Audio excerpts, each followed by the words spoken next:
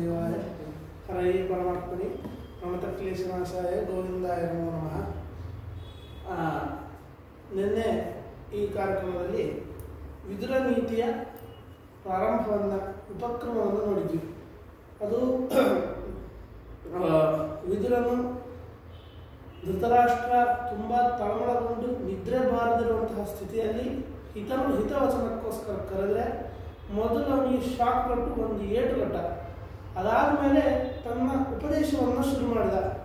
ಆ ಉಪದೇಶದ ಹಿನ್ನೆಲೆ ಅವರ ಆಗಿನ ಅವರ ರಾಜಕೀಯದ ಪರಿಸ್ಥಿತಿ, ಧೃತರಾಷ್ಟ್ರನ ಮನಸ್ಥಿತಿ, ಅದನ್ನು ಉಪದೇಶ ಮಾಡುವಂತಹ ವಿದುರನ ಹಿಂದಿನ ಸ್ಥಿತಿ, ಅವೆಲ್ಲವನ್ನೂ ಕೂಡ ನಿನ್ನೆ ಧನಂಜಯಾಚಾರ್ಯರು ಚೆನ್ನಾಗಿ ವಿವರಣೆ ಮಾಡಿದರು. ಇವತ್ತು ಅದರ ಮುಂದುವರಿದ ಭಾಗವನ್ನು ಸಮನಾಂಕ ಉಪನ್ಯಾಸವನ್ನು ಮಾಡ್ತಿದ್ದಾರೆ. ಅವರು ನಮ್ಮ ಶಾಲೆಯಲ್ಲಿ ಸಂಸ್ಕೃತ ಅಧ್ಯಾಪಕರು. ಹಾಗೆ ಅನೇಕ ತುಂಬ ದೊಡ್ಡ ಅನೇಕ ಕಲೆಗಳಲ್ಲಿ ನಿಷ್ಣಾತರಾಗಿರುವಂಥವರು. ಅವ್ರ ಬಗ್ಗೆ ನನಗೆ ಹೆಚ್ಚು ತಿಳಿದಿಲ್ಲ, ಸ್ವಲ್ಪ ತಿಳಿದಿದೆ. ಅದನ್ನು ಹೆಚ್ಚು ಪದಗಳಿಂದ ಹೇಳಲಿಕ್ಕೆ ಬರೋಲ್ಲ, ಯಾಕಂದರೆ ಈ ಸಮಯದಲ್ಲಿ ಹೇಳುವಾಗ ನೆನಪಾಗೋದಿಲ್ಲ. ಅವರಿಗೆ ನಾನು ಸ್ವಾಗತವನ್ನು ಕೋರ್ತೇನೆ. ಅವರು ಉಪನ್ಯಾಸವನ್ನು ಕೇಳ್ತಾರೆ.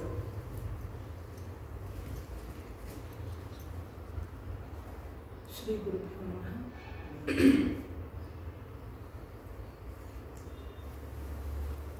ನಾರಾಯಣಂ ನಮಸ್ಕೃತ್ಯ ನರಂ ಚೈವ ನರೋತ್ತಮಂ ದೇವೀಂ ಸರಸ್ವತೀಂ ವ್ಯಾಸಂ ತಥೋ ಜಯಮುದೀರೈ.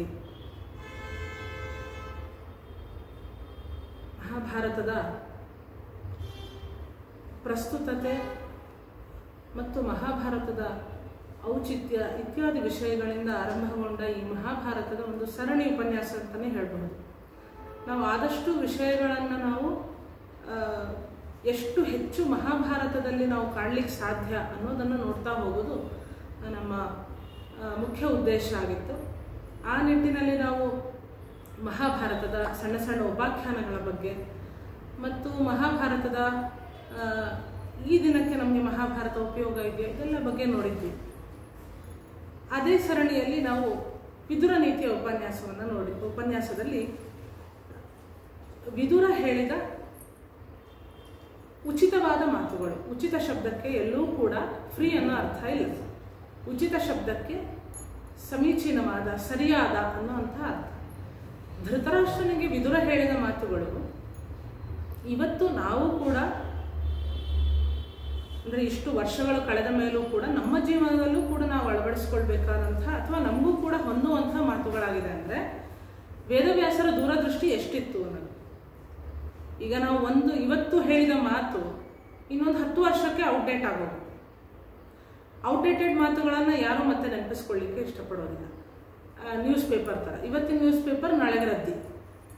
ಆದರೆ ವೇದವ್ಯಾಸರ ದೂರದೃಷ್ಟಿ ಎಷ್ಟಿತ್ತು ಅಂದರೆ 5000 ವರ್ಷಗಳ ನಂತರವೂ ಅದು ಮತ್ತೆ ಹೊಸದಾಗಿ, ಅಂದರೆ ಇವತ್ತಿನ ಕಾಲಕ್ಕೂ ಅದು ಹೊಂದುವಂಥ ಮಾತುಗಳು. ಅದರೊಳಗೆ ಏನೋ ಅಪ್ಡೇಟೆಡ್ ವರ್ಷನ್ನು, ಅಮೆಂಡ್ಮೆಂಟ್ಸು ಯಾವುದನ್ನು ಮಾಡದಲೆ ಅದೇ ಮಾತುಗಳು ಇವತ್ತಿಗೂ ಹೊಂದುವಂಥ ಇದೆ ಅಂತಂದರೆ ಅವರ ದೂರದೃಷ್ಟಿ ಎಷ್ಟಿತ್ತು ಅಂತ. ಆ ಪಟ್ಟಿಯಲ್ಲಿ ನಮಗೆ ವಿದುರ ನೀತಿ ಕೂಡ ಸೇರುತ್ತೆ. ಪ್ರಜಾಗರ ಪರ್ವ ಅನ್ನೋದು ಒಂದು ವಿಶಿಷ್ಟವಾದ ಒಂದು ಭಾಗ. ಪ್ರಜಾಗರ ಅಂತಂದರೆ ಒಂದು ಎಚ್ಚರಿಕೆ. ಅವನಿಗೆ ನಿದ್ದೆ ಬರಲಿಲ್ಲ, ಜಾಗರಣೆ ಅಂತ ನಾವು ಏನು ಹೇಳ್ತೀವಿ ಹಾಗೆ ಧೃತರಾಷ್ಟ್ರನಿಗೆ ನಿದ್ರೆ ಬರಲಿಲ್ಲ ಅವತ್ತು ರಾತ್ರಿ.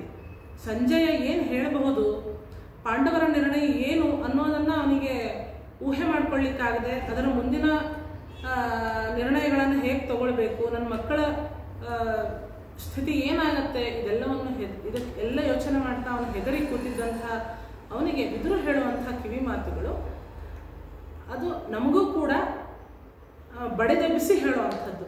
ನಾವು ಅವನಿಗೆ ಎದ್ದು ಕೂತು ಕರೆಸ್ತಾ ಅವನು ಹೋಗಲಿ, ವಿದುರನನ್ನು ಕರೆಸಿ ನನಗೆ ಯಾಕೋ ನಿದ್ರೆ ಬರ್ತಿಲ್ಲ, ಒಳ್ಳೆ ಮಾತುಗಳನ್ನು ಹೇಳುವ. ಅಂದರೆ ಒಳ್ಳೆ ಮಾತುಗಳನ್ನು ಕೇಳಬೇಕಾಗಿರೋದನ್ನು ನಿದ್ರೆ ಬರಲಿಲ್ಲ ಅಂತ ಕೇಳೋದು ಅಂತಲ್ಲ. ಆದರೆ ಕಡೆ ಪಕ್ಷ ಅವ್ನು ನಿದ್ರೆ ಬಂದಿಲ್ಲ ಅಂತಾದರೂ ಅನ್ನೋದನ್ನು ಕೇಳಲಿಕ್ಕೆ ಹೊರಟ, ನಾವು ಅದು ಕೂಡ ಮಾಡಲ್ಲ. ಹಾಗಾಗಿ ನಮ್ಮನ್ನು ಬಡಿದೆಬ್ಬಿಸುವಂಥ ಎಷ್ಟೋ ಮಾತುಗಳನ್ನು ನಮಗೆ ವಿದುರ ನೀತಿಯಲ್ಲಿ ನಾವು ಕೇಳಬಹುದು. ಮುಖ್ಯವಾಗಿ ವಿದುರ ಒಂದು ಒಳ್ಳೆ ಮಾತನ್ನು ಹೇಳ್ತಾನೆ, ಹೇಗೆ ಬದುಕಬೇಕು ಅಂತ. ಹೇಗೆ ಬದುಕಬೇಕು ಅಂದರೆ ರಾತ್ರಿ ನಿದ್ದೆ ಬರುವ ಹಾಗೆ ಹಗಲು ಬದುಕಬೇಕು. ವೃದ್ಧಾಪ್ಯದಲ್ಲಿ ಸುಖವಾಗಿರೋ ಹಾಗೆ ಯೌವನದಲ್ಲಿ ಬದುಕಬೇಕು. ಅಂದ್ರೆ ನಾವು ಇವತ್ತು ರಾತ್ರಿ ನಾವು ಮಲ್ಕೊಳ್ತೀವಿ ಅಂದ್ರೆ ಹಗಲಿನಿಂದ ನಾವು ಮಾಡಿರುವಂಥ ಕೆಲಸ ಎಂಥದ್ದು ಅನ್ನೋದು. ನಾವು ಕಳ್ತನ, ಕೊಲೆ ಅಥವಾ ಇನ್ಯಾರ್ದೋ ಬಗ್ಗೆ ಏನೋ ಒಂದು ಗುಣಾಕಾರ ಭಾಗಾಕಾರ ಅವ್ರನ್ನ ಏನು ಮಾಡಬಹುದು ಅಂತೆಲ್ಲ ಯೋಚನೆ ಮಾಡ್ತಾ ನಾವು ಅದರಲ್ಲೇ ಕಾಲ ಕಳೆದಿದ್ರೆ ರಾತ್ರಿ ನಮ್ಗೆ ನಿದ್ರೆ ಬರಲ್ಲ. ಯಾಕಂದ್ರೆ ಈ ಲೆಕ್ಕಾಚಾರ ಸರಿಯಾಗತ್ತೋ ಇಲ್ವೋ, ಆದರೆ ಸರಿ ಆಗದೆ ಹೋದ್ರೆ ನನ್ನನ್ನು ಯಾರಾದ್ರೂ ಕಂಡು ಹಿಡಿದ್ಬಿಟ್ರೆ, ನೋಡ್ಬಿಟ್ಟಿದ್ರೆ, ಸಿಕ್ಕಾಕೊಂಡ್ರೆ, ಇದೆಲ್ಲ ವಿಷಯಗಳು ತಲೆ ಸುತ್ತಾ ಇರುತ್ತೆ, ನಿದ್ರೆ ಬರಲ್ಲ. ಇನ್ನು ತಾರುಣ್ಯದಲ್ಲಿ ಹೇಗೆ ಬದುಕಿರಬೇಕು ಅಂದ್ರೆ ವೃದ್ಧಾಪ್ಯದಲ್ಲಿ ನಾವು ನೆಮ್ಮದಿಯಾಗಿರೋ ಹಾಗೆ ತಾರುಣ್ಯದಲ್ಲಿ ಬದುಕಬೇಕು. ಅಂದ್ರೆ ಆಸ್ತಿ ಸಂಪಾದನೆ ಮಾಡೋದಾಗಿರಬಹುದು, ವಿದ್ಯೆ ಆಗಿರಬಹುದು, ಜನಗಳನ್ನು ಒಳ್ಳೆ ರೀತಿಯಲ್ಲಿ ಇಟ್ಕೊಳ್ಳೋದಾಗಿರ್ಬೋದು, ಎಲ್ಲವೂ ಕೂಡ ನಾವು ಮುಂದಿನ ಬಗ್ಗೆ ಯೋಚನೆ ಮಾಡಿ ಬದುಕಬೇಕು ಅನ್ನೋದನ್ನ ಹೇಳೋದು. ಇದು ಕೇವಲ ರಾಜನಿಗೆ ಹೇಳಿದ ಧರ್ಮಗಳಲ್ಲ. ಈಗ ಧೃತರಾಷ್ಟ್ರ ಒಬ್ಬ ರಾಜ, ಅವನು ತನ್ನ ಮಕ್ಕಳಿಗೆ ಉಪದೇಶ ಮಾಡಬೇಕು, ನಿನ್ನ ಮಕ್ಕಳು ಸರಿಯಾಗಿ ಬದುಕೋ ಹಾಗೆ, ಅವನು ಸರಿಯಾದ ದಾರಿಯಲ್ಲಿರೋ ಹಾಗೆ ಹೇಳಬೇಕಾಗಿರೋದು ತಂದೆ ಕರ್ತವ್ಯ. ನೀನು ಆ ಕರ್ತವ್ಯ ಮಾಡ್ತಾ ಇಲ್ಲ ಅಂತ ವಿದುರ ಧೃತರಾಷ್ಟ್ರನಿಗೆ ಬೈತಾನೆ, ಕೆಲವೊಂದ್ಸಲ ಚುಚ್ಚಿ ಮಾತಾಡ್ತಾನೆ. ಅದು ನಮಗೆ ಹೇಗೆ ಉಪಯೋಗಕ್ಕೆ ಬರುತ್ತೆ? ಯಾವುದೋ ರಾಜನಿಗೆ ಯಾರೋ ಹೇಳಿದ್ದು ಅಂತ ದುಷ್ಟ ಮಕ್ಕಳು ನಮಗೂ ಏನಿಲ್ಲ, ಮತ್ತು ನಾವು ಎಲ್ಲಿಗೂ ರಾಜನೂ ಅಲ್ಲ. ನಮಗೆ ಯಾಕೆ ಈ ವಿಷಯ ಅಂದರೆ, ನಮ್ಮ ಮನೆಗೆ ನಾವು ರಾಜ, ಅಥವಾ ನಮ್ಮ ಆಫೀಸಿಗೆ ನಾವು ರಾಜ, ಒಂದು ಮ್ಯಾನೇಜರ್ ಆಗಿರ್ಬೋದು, ಅಥವಾ ಏನೂ ಅಲ್ಲದೆ ಇರ್ಬೋದು, ಅವನ ಮಕ್ಕಳಿಗೆ ಒಂದು ತಂದೆ. ಹಾಗಾಗಿ ಎಲ್ಲಿ ನಮಗೆ ಇದು ಉಪಯೋಗಕ್ಕೆ ಬರುತ್ತೆ ಅಂತಂದರೆ, ನೀನು ಏನೇ ಆಗಿರೋ ಜೀವನದಲ್ಲಿ ನಿನಗೆ ವ್ಯಾಸರ ಮಾತುಗಳು ಉಪಯೋಗಕ್ಕೆ ಬರುತ್ತೆ. ಹಾಗಾಗಿನೇ ಅದಕ್ಕೆ 3 ಮುಖಗಳನ್ನು ಹೇಳಿದ್ದು. ಮನ್ವಾದಿಕೆ ಚಿತ್ರೋದೆ ಹ್ಯಾಸ್ತಿಕಾದಿ ತಥಾಪರೆ ತಥೋಪರಿಚರಾದ್ಯಮಿ ಭಾರತಂ ಪರಿಚಕ್ಷೆ. ಅಂದರೆ ಭಗವಂತನ ವಿಷಯದಲ್ಲೂ ಇದಕ್ಕೆ ಒಂದು ಅರ್ಥ ಇದೆ. ನಮ್ಮ ಜೀವನದ ಪ್ರತಿಯೊಂದು ಹೆಜ್ಜೆಯಲ್ಲೂ ಮಹಾಭಾರತ ಇದೆ. ಹಾಗಾಗಿ ಅವನು ಹೇಳೋದು, ನೀನು ಎಷ್ಟು ಚೆನ್ನಾಗಿ ಬದುಕಿದೆಯಾ ಅಂತಂದರೆ ಇವತ್ತು ನಿನಗೆ ನಿದ್ದೆ ಬರ್ತಾರೆ. ಯಾಕಂದ್ರೆ ನೀನು ಕೈಗೊಂಡಿರುವಂಥ ನಿರ್ಧಾರಗಳು ಹಾಗಿದೆ, ನಿನ್ನ ಮಕ್ಕಳು ತಗೊಂಡಿರುವಂಥ ನಿರ್ಧಾರಗಳು ಹಾಗಿದೆ, ಅದಕ್ಕೆ ನಿನ್ನ ಬೆಂಬಲವೂ ಹಾಗೆ. ನೀನು ಬರೀ ಹೊರಗಿನಿಂದ ಕುರುಡ ಅಲ್ಲ, ಒಳಗಿನಿಂದನೂ ಕುರುಡ ಆಗ್ಬಿಟ್ಟಿದೆ. ಪುತ್ರ ವ್ಯಾಮೋಹದಿಂದ ನೀನು ನಿಜವಾಗ್ಲೂ ಕುರುಡ ಆಗ್ಬಿಟ್ಟಿದೆ. ಜೊತೆಗೆ ಆ ಮಕ್ಕಳಿಗೆ ಬುದ್ಧಿ ಹೇಳಬೇಕಾದಂತಹ ಗುಣಗಳು ನಿನ್ನಲ್ಲಿ ಇದೆಯಾ ಮೊದಲು ನೋಡು. ಅದನ್ನೇ ನನ್ನ ಆಚಾರ್ಯ ಹೇಳುವಾಗ ಪಂಡಿತನ ಲಕ್ಷಣಗಳನ್ನು ಹೇಳೋದು. ಪಂಡಿತ ಅಂತ ಯಾರು ಕರೆಸ್ಕೋತಾನೆ? ಸರ್ಟಿಫಿಕೇಟ್ ಇದ್ದವನು ಪಂಡಿತ ಅಲ್ಲ. ಸಂದರ್ಭಕ್ಕೆ ಸರಿಯಾಗಿ ಯಾವುದಾದ್ರೂ ಒಂದು ವಿಷಯವನ್ನು ನಿರೂಪಣೆ ಮಾಡಬೇಕಾದ ಪ್ರಸಂಗ ಬಂದಾಗ ಆ ವಿಷಯವನ್ನು ನಿರೂಪಣೆ ಮಾಡ್ತಾ ಅದು ಈ ಸಂದರ್ಭಕ್ಕೆ ಹೇಗೆ ಹೊಂದುತ್ತೆ ಅನ್ನೋದನ್ನು ಕೂಡ ಅವನು ತಿಳಿಸ್ಕೊಡ್ತಾ ಇರಬೇಕು. ಜೊತೆಗೆ ಅವನು ಅಸಂಶಯ ಸಂಶಯ ಚಿತ್ ಅಂತ ಏನು ಹೇಳ್ತಾರಲ್ಲ, ಅವನಿಗೂ ಮೊದಲು ಸಂಶಯ ಇರಬಾರ್ದು. ಜೊತೆಗೆ ಇನ್ನೊಬ್ಬರ ಸಂಶಯವನ್ನು ಅವನು ಪರಿಹಾರ ಮಾಡುವಂಥವನು ಆಗಿರಬೇಕು. ಈ ರೀತಿಯಾಗಿ ಪಂಡಿತರ ಲಕ್ಷಣ ಹೇಳಿ, ಪಂಡಿತನಿಗೆ ಮೊದಲು ಇರಬೇಕಾದಂತಹ ಜವಾಬ್ದಾರಿ ಏನು ಅಂತಂದರೆ, ಅವರನ್ನು ತನ್ನತ್ತ ಸೆಳೆದು ಆಮೇಲೆ ಅವರಿಗೆ ನಾನು ಏನಾದರೂ ಒಂದು ವಿಷಯವನ್ನು ಹೇಳಬೇಕು. ಈಗ ಮನೆಯಲ್ಲಿ ಯಾವುದೋ ಒಂದು ಸಂದರ್ಭ ಬಂದಾಗ ಮಕ್ಕಳಿಗೆ ಹೇಳಬೇಕಾಗಿರ್ಬೋದು, ಅಥವಾ ತನ್ನ ತಂದೆಗೆ ಹೇಳಬೇಕಾದ ಪ್ರಸಂಗ ಬಂದಿರ್ಬೋದು, ಅಥವಾ ತನ್ನ ಕೆಳಗೆ ಕೆಲಸ ಮಾಡ್ತಾ ಇರೋರಿಗೆ ಹೇಳಬೇಕಾಗ್ಬೋದು, ಅಥವಾ ತನ್ನ ಯಜಮಾನ ಅಂದರೆ ಕಚೇರಿಯಲ್ಲಿರೋ ಯಜಮಾನನಿಗೆ ಹೇಳಬೇಕಾಗ್ಬೋದು. ಇವರು ಎಲ್ರಿಗೂ ಒಂದೇ ಥರ ಹೇಳ್ತಾ ಹೋದರೆ ಅವನೊಂದು ಪಂಡಿತ ಅಂತ ಹೇಳ್ತಾರ? ಒಬ್ಬ ವೈದ್ಯ ಇದ್ದಾನೆ, ಅವನೊಂದು ಡಬ್ಬಿಯಲ್ಲಿ ಗುಳಿಗೆಗಳನ್ನು ಇಟ್ಕೊಂಡು ಬಂದವರಿಗೆಲ್ಲ ಒಂದೊಂದು ಮುಷ್ಟಿ ಗುಳಿಗೆ ಕೊಡ್ತಾ ಹೋದರೆ ಅವನನ್ನು ಒಳ್ಳೆಯ ವೈದ್ಯ ಅಂತ ಹೇಳ್ತಾರ? ಅಥವಾ ಎಲ್ರಿಗೂ ಒಂದೇ ಮಾತ್ರೆ ಕೊಡ್ತಾ ಇದ್ರೆ ಅವನನ್ನು ಒಳ್ಳೆಯ ವೈದ್ಯ ಅಂತಾರ? ಯಾರಿಗೆ ಯಾವುದು ಹೊಂದುತ್ತೋ ಅದು. ಹಾಗೆ ತಂದೆಯಾದವನು ಮಗನಿಗೆ ಬುದ್ಧಿ ಹೇಳಬೇಕಾದ್ರೆ ಹೇಳೋ ರೀತಿನೇ ಬೇರೆ, ತನ್ನ ತಂದೆಗೆ ಅದೇ ತಂದೆ ಹೇಳುವಂಥ ರೀತಿನೇ ಬೇರೆ. ಈ ವಿವರಣೆಗಳನ್ನು ಈ ವಿವೇಚನೆ ಉಳ್ಳವನು ಪಂಡಿತ ಅಂತ ಹೇಳ್ತಾರೆ.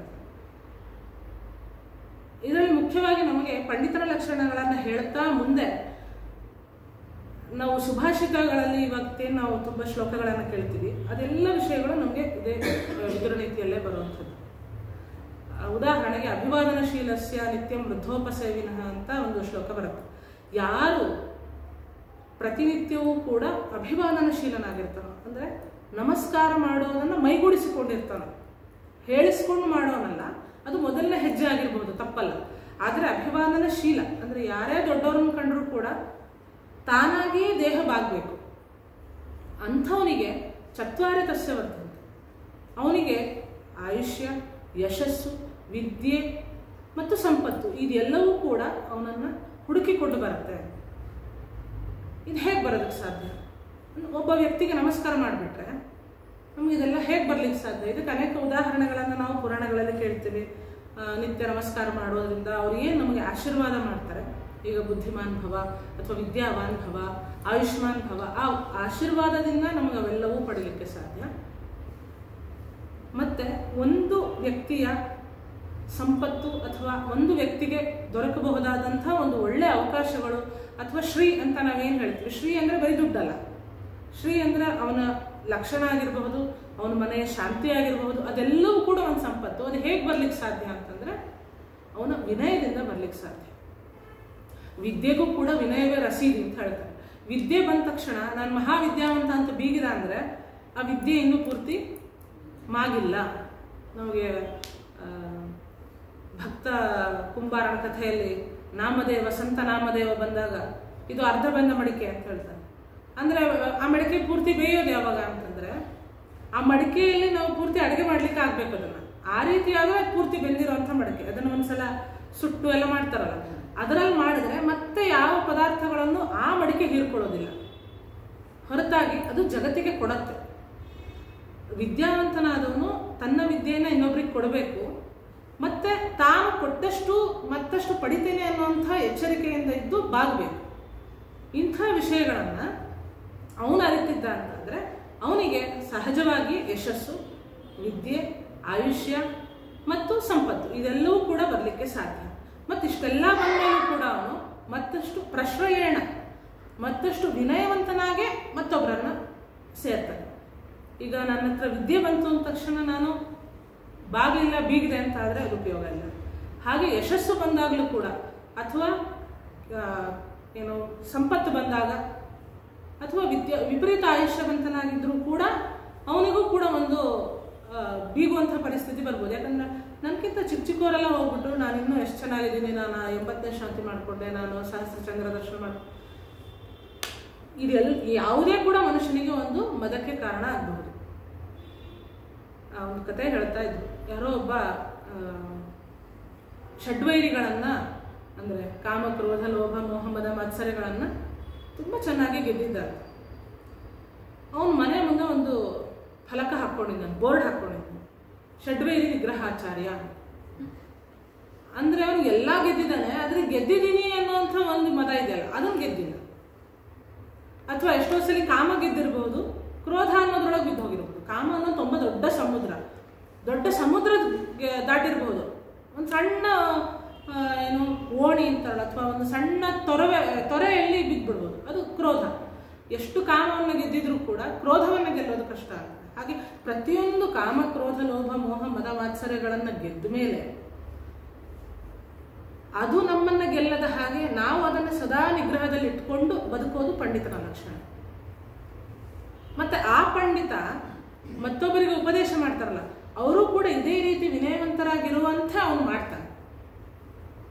ಈಗ ನಾವು ಯಾವ ಗುರುಗಳ ಹತ್ರ ಕಲ್ತಿರ್ತೀವಿ ಆ ಗುರುಗಳ ಅನೇಕ ಗುಣಗಳು ನಮ್ಮಲ್ಲಿ ಬರ್ತಾ ಹೋಗುತ್ತೆ.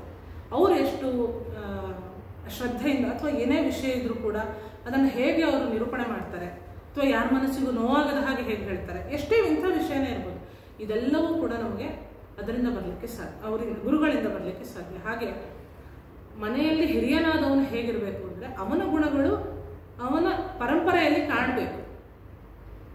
ಇದೆಲ್ಲವೂ ಕೂಡ ಪರೋಕ್ಷವಾಗಿ ನಾವು ನಮಗೆ ವಿಷಯವನ್ನು ಹೇಳ್ತಾ ಇದ್ದೇನೆ ಅಂತ ನೋಡಿದ್ರೆ ಪರೋಕ್ಷವಾಗಿ ಧೃತರಾಷ್ಟ್ರನಲ್ಲಿ ಅದು ಅಪ್ಲೈ ಆಗ್ತಾ ಹೋಗುತ್ತೆ.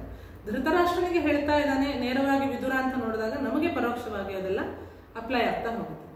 ಹಾಗಾಗಿ ನೀನು ನಿನ್ನ ಮಕ್ಕಳನ್ನ ಹೇಗೆ ಸಾಕ್ತಾ ಇದೆಯಾ, ನಾಳೆ ದಿವಸ ಅವರು ಸಮಾಜಕ್ಕೆ ಹೊರೆ ಆಗ್ತಾ ಇದ್ದಾರೆ, ಅದನ್ನು ನೀನು ಎಚ್ಚರಿಕೆಯಿಂದ ಮಾಡಬೇಕು. ಜೊತೆಗೆ ಇದೆಲ್ಲ ಮಾಡ್ತಾ ಇದೆಯಲ್ಲ ಧೃತರಾಷ್ಟ್ರ, ಇದರಿಂದೆಲ್ಲ ನಮಗೆ ಶ್ರೇಯಸ್ಸಾಗ್ಬಿಡುತ್ತೆ. ಇವತ್ತು ನಾನು ಮಹಾ ಪಡೆದ್ಬಿಡ್ತೇನೆ, ಇವತ್ತು ನೀನು ಕೊಡ್ತೀನಿ ಅಂದರೂ ಕೂಡ ಕೆಲವೊಮ್ಮೆ ಪಾಂಡವರು ಬೇಡ ಅಂತ ಅನ್ಬಹುದು, ಆದರೂ ನೀನು ಕೊಡದೆ ಹೋದರೆ ಅದು ನ್ಯಾಯ ಆಗತ್ತಾ? ಈಗಾಗಲೇ ಬೇಕಾದಷ್ಟು ಅವರಿಗೆ ಅನ್ಯಾಯಗಳನ್ನು ಮಾಡ್ತಾ ಬಂದು ಮಕ್ಕಳಿಗೆ ಈ ರಾಜ್ಯವನ್ನು ನೀನು ಕೊಡಿಸ್ದೆ ಅಂತಾದರೆ ಅಥವಾ ಅವ್ರು ಕಿತ್ಕೊಂಡು ಅಂತಾದರೆ ಅವ್ರು ಚೆನ್ನಾಗಿರ್ತಾರಾ? ಈ ಮಾತನ್ನು ಅವ್ನು ಕೇಳ್ತಾನೆ. ಯಾಕೆಂದರೆ ಯಾವುದನ್ನು ದರ್ಪದಿಂದ ಅಥವಾ ಬಲಾತ್ಕಾರದಿಂದ ಅಥವಾ ಅವರಿಗೆ ಅಜ್ಞಾನ ಇದ್ದಾಗ, ಅಂದರೆ ಎದುರಿನವರಿಗೆ ನನ್ನ ವಸ್ತು ಕಸ್ಕೊಳ್ತಾ ಇದ್ದಾರೆ ಅಂತ ಗೊತ್ತೇ ಇಲ್ಲ, ಅವಾಗ ತಗೊಂಡಾಗ ಅದು ಯಾವುದು ಕೂಡ ನಮಗೆ ದಕ್ಕೋದಿಲ್ಲ, ಕೈ ಹತ್ತೋದಿಲ್ಲ. ಕನ್ನಡದಲ್ಲಿ ಒಂದು ಹೇಳ್ತಾರೆ, ಕದ್ದಿದ್ದು ಮಧ್ಯಾಹ್ನಕ್ಕಿಲ್ಲ ಅಂತ. ಅಂದರೆ ಎಷ್ಟು ದೂರ ಬರಬಹುದು ಅದು. ನಾಯಿ ತಲೆ ಮೇಲೇನು ಬುತ್ತಿ ಥರ. ನಾಯಿ ಎಷ್ಟು ದೂರ ತೊಗೊಂಡೋಗುತ್ತೆ ಅದನ್ನು? 2 ಹೆಜ್ಜೆ, 3ನೇ ಹೆಜ್ಜೆಗೆ ಅದು ತಲೆ ಉದುರಿಸ್ಕೊಂಡು ಅಲ್ಲೇ ತಿಂದ್ಬಿಡುತ್ತೆ. ಹಾಗಾಗಿ ಇಷ್ಟೆಲ್ಲ ಅನಾಚಾರದಿಂದ ಅಥವಾ ಅಧರ್ಮ ಮಾರ್ಗದಿಂದ ಪಡಿತಾ ಇರೋವಂಥ ಸಂಪತ್ತನ್ನು ನಿನ್ನ ಮಕ್ಕಳು ಕೂಡ ಸಂತೋಷದಿಂದ ಉಣ್ಲಿಕ್ಕೆ ಸಾಧ್ಯ ಇಲ್ಲ.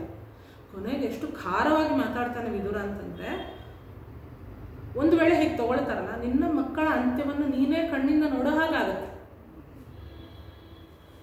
ಯಾಕಂದ್ರೆ ಅವರಿಗಾಗಿ ಏನನ್ನೂ ಅವ್ರು ಬಯಸಲಿಲ್ಲ ಪಾಂಡವರು.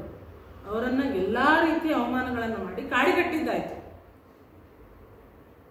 ಅಲ್ಲೂ ಅವ್ರು ಚೆನ್ನಾಗಿದ್ರು, ಯಾಕೆಂದ್ರೆ ಅವ್ರ ಜೊತೆ ಧರ್ಮ ಇತ್ತು. ಯಾರು ಧರ್ಮದಿಂದ ಇರ್ತಾರೋ ಅವ್ರ ಜೊತೆಗೆ ಅರ್ಥ, ಕಾಮ ಮತ್ತು ಭಗವಂತನ ಪ್ರಸಾದ ರೂಪವಾದ ಎಲ್ಲ ವಿಷಯಗಳು ಕೂಡ ಅವನನ್ನು ಹಿಂಬಾಲಿಸುತ್ತೆ. ಯಾವತ್ತು ಅರ್ಥವನ್ನೇ ಬೆನ್ನಟ್ಟಿ ಹೋಗ್ತೀವೋ ಅದು ಧರ್ಮದ ಬೆಂಬಲವನ್ನು ಹೊಂದಿಲ್ಲದೆ ಇರುವಂತಹ ಅರ್ಥ ಆಗಿರುತ್ತೋ ಅವತ್ತು ಕಾಮವನ್ನು ಪಡಿಬಹುದು. ಆದರೆ ಆ ಕಾಮ ಏನ್ ಮಾಡುತ್ತೆ ಅಂದ್ರೆ ಕೊನೆಗೆ ನಮ್ಮನ್ನೇ ನುಂಗಿಬಿಡುತ್ತೆ. ಅಂಥ ಕಾಮವಾಗಿ ಅದು ಪರಿಣಮಿಸುತ್ತೆ. ಯಾವ ಅರ್ಥಕ್ಕೆ ಧರ್ಮ ಹಾಗೂ ಮೋಕ್ಷದ ಒಂದು ಕವಚ ಇರೋದಿಲ್ವೋ, ಅಥವಾ ಏನಂತಾರೆ ಒಂದು ಕೇಸ್ ಅಂತ ಹೇಳ್ತೀವಲ್ಲ, ಒಂದು ರತ್ನವನ್ನು ಕೂಡಿಸ್ಬೇಕಾದ್ರೆ ಬಂಗಾರದ ಕೇಸ್ ಇರಬೇಕು. ಆ ಕೇಸ್ ಒಳಗೆ ಕೂಡಿಸಿದಾಗ ರತ್ನಕ್ಕೆ ಒಳ್ಳೆ ಕಾಂತಿ ಬರುತ್ತೆ. ಅದೇ ರೀತಿ ಅರ್ಥಕ್ಕಾಗಿ ಯಾರು ಸಂಪಾದನೆ ಮಾಡ್ತಾನೋ ಅವನ ಅರ್ಥಕ್ಕೆ ಅರ್ಥವೇ ಇಲ್ಲ. ಅರ್ಥ ಅಂದ್ರೆ ಆ ದುಡ್ಡಿಗೆ ಯಾವುದೇ ಅರ್ಥ ಇಲ್ಲ. ಯಾಕೆಂದ್ರೆ ಅದು ಅನರ್ಥಕ್ಕೆ ಕಾರಣ ಆಗುತ್ತೆ ಮತ್ತು ಅದರಿಂದ ಅವನು ಯಾವ ಸಂತೋಷವನ್ನು ಪಡೆಯಲಿಕ್ಕೆ ಸಾಧ್ಯ ಇಲ್ಲ. ಇನ್ನು ನಿನ್ನ ಮಕ್ಕಳು ಯಾರಿಗೂ ಕೈ ಎತ್ತಿ ದುಡ್ಡು ಕೊಡೋರಲ್ಲ ಮತ್ತು ಧರ್ಮ ಮಾರ್ಗದಲ್ಲಿ ನಡೀತಾ ಇರೋರನ್ನ, ಪಾಂಡವರನ್ನ ಆದಷ್ಟು ಆ ಧರ್ಮದಿಂದ ಕೆಡಿಸಿ ಅವ್ರು ಮತ್ತಷ್ಟು ಹಾಳಾಗಬೇಕು ಅಂತಾನೆ ಪ್ರಯತ್ನ ಮಾಡ್ತಾ ಇರೋರು. ಒಂದೇ ಸಲ 1000 ಜನರನ್ನು ಕಳಿಸೋದು, ಅವ್ರಿಗೆ ಊಟಕ್ಕೆ ಹಾಕ್ಲಿಕ್ಕಾಗದೆ ಅವ್ರು ಶಾಪ ಪಡೆದು ಮತ್ತಷ್ಟು ಅವರು ಎಲ್ಲರ ಅವಕೃಪೆಗೆ ಕಾರಣ ಆಗಬೇಕು ಅನ್ನೋ ಹಾಗೆ ಮಾಡೋದು. ಇದೆಲ್ಲ ಯಾವುದರ ಲಕ್ಷಣ ಅಂತಂದ್ರೆ ಅರ್ಥವನ್ನ ಅಧರ್ಮದಿಂದ ಸಂಪಾದಿಸಿ ಅಧರ್ಮಕ್ಕೆ ವಿನಿಯೋಗ ಮಾಡ್ತಾ ಇದ್ದೀವಿ. ಮತ್ತೆ ಅದನ್ನು ಪಿಶಾಚಿ ಹಾಗೆ ಕಾಯೋದು. ಅರ್ಥವನ್ನ ಹೇಗೆ ಕಾಯ್ತಾ ಇರೋದು ಅಂತಂದ್ರೆ, ಅರ್ಥ ಅಂದ್ರೆ ಇಲ್ಲಿ ಭೂಮಿನೂ ತಗೊಂಡು ಈ ಭೂಮಿಗೋಸ್ಕರನೇ ಜೀವನ ಇಡೀ ಸವಿಸ್ತಾ ಅದನ್ನೊಂದು ಪಿಶಾಚಿ ಹಾಗೆ ಕಾಯ್ತಾ ಇರೋದು.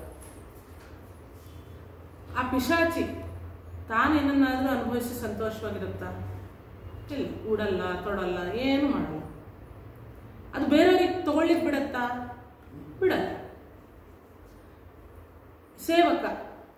ಸೇವಕನಾದವನು ಆ ಸಂಪತ್ತನ್ನ ಕಾಯ್ತಾ ಇರ್ತಾನೆ. ಅವನು ಆ ಸಂಪತ್ತನ್ನು ಅನುಭವಿಸ್ತಾನ? ಇಲ್ಲ. ಒಂದ್ ದಿವಸ ಈ ಸಂಪತ್ತು ಎಲ್ಲಿದೆ ಅಂತ ಅವನಿಗೆ ಗೊತ್ತಿರುತ್ತಾ? ಇಲ್ಲ. ಅವನು ಎಲ್ಲಿ ಬೇಕಾದ್ರೂ ಅವನು ತಗೊಂಡು ಹೋಗ್ಬೋದು.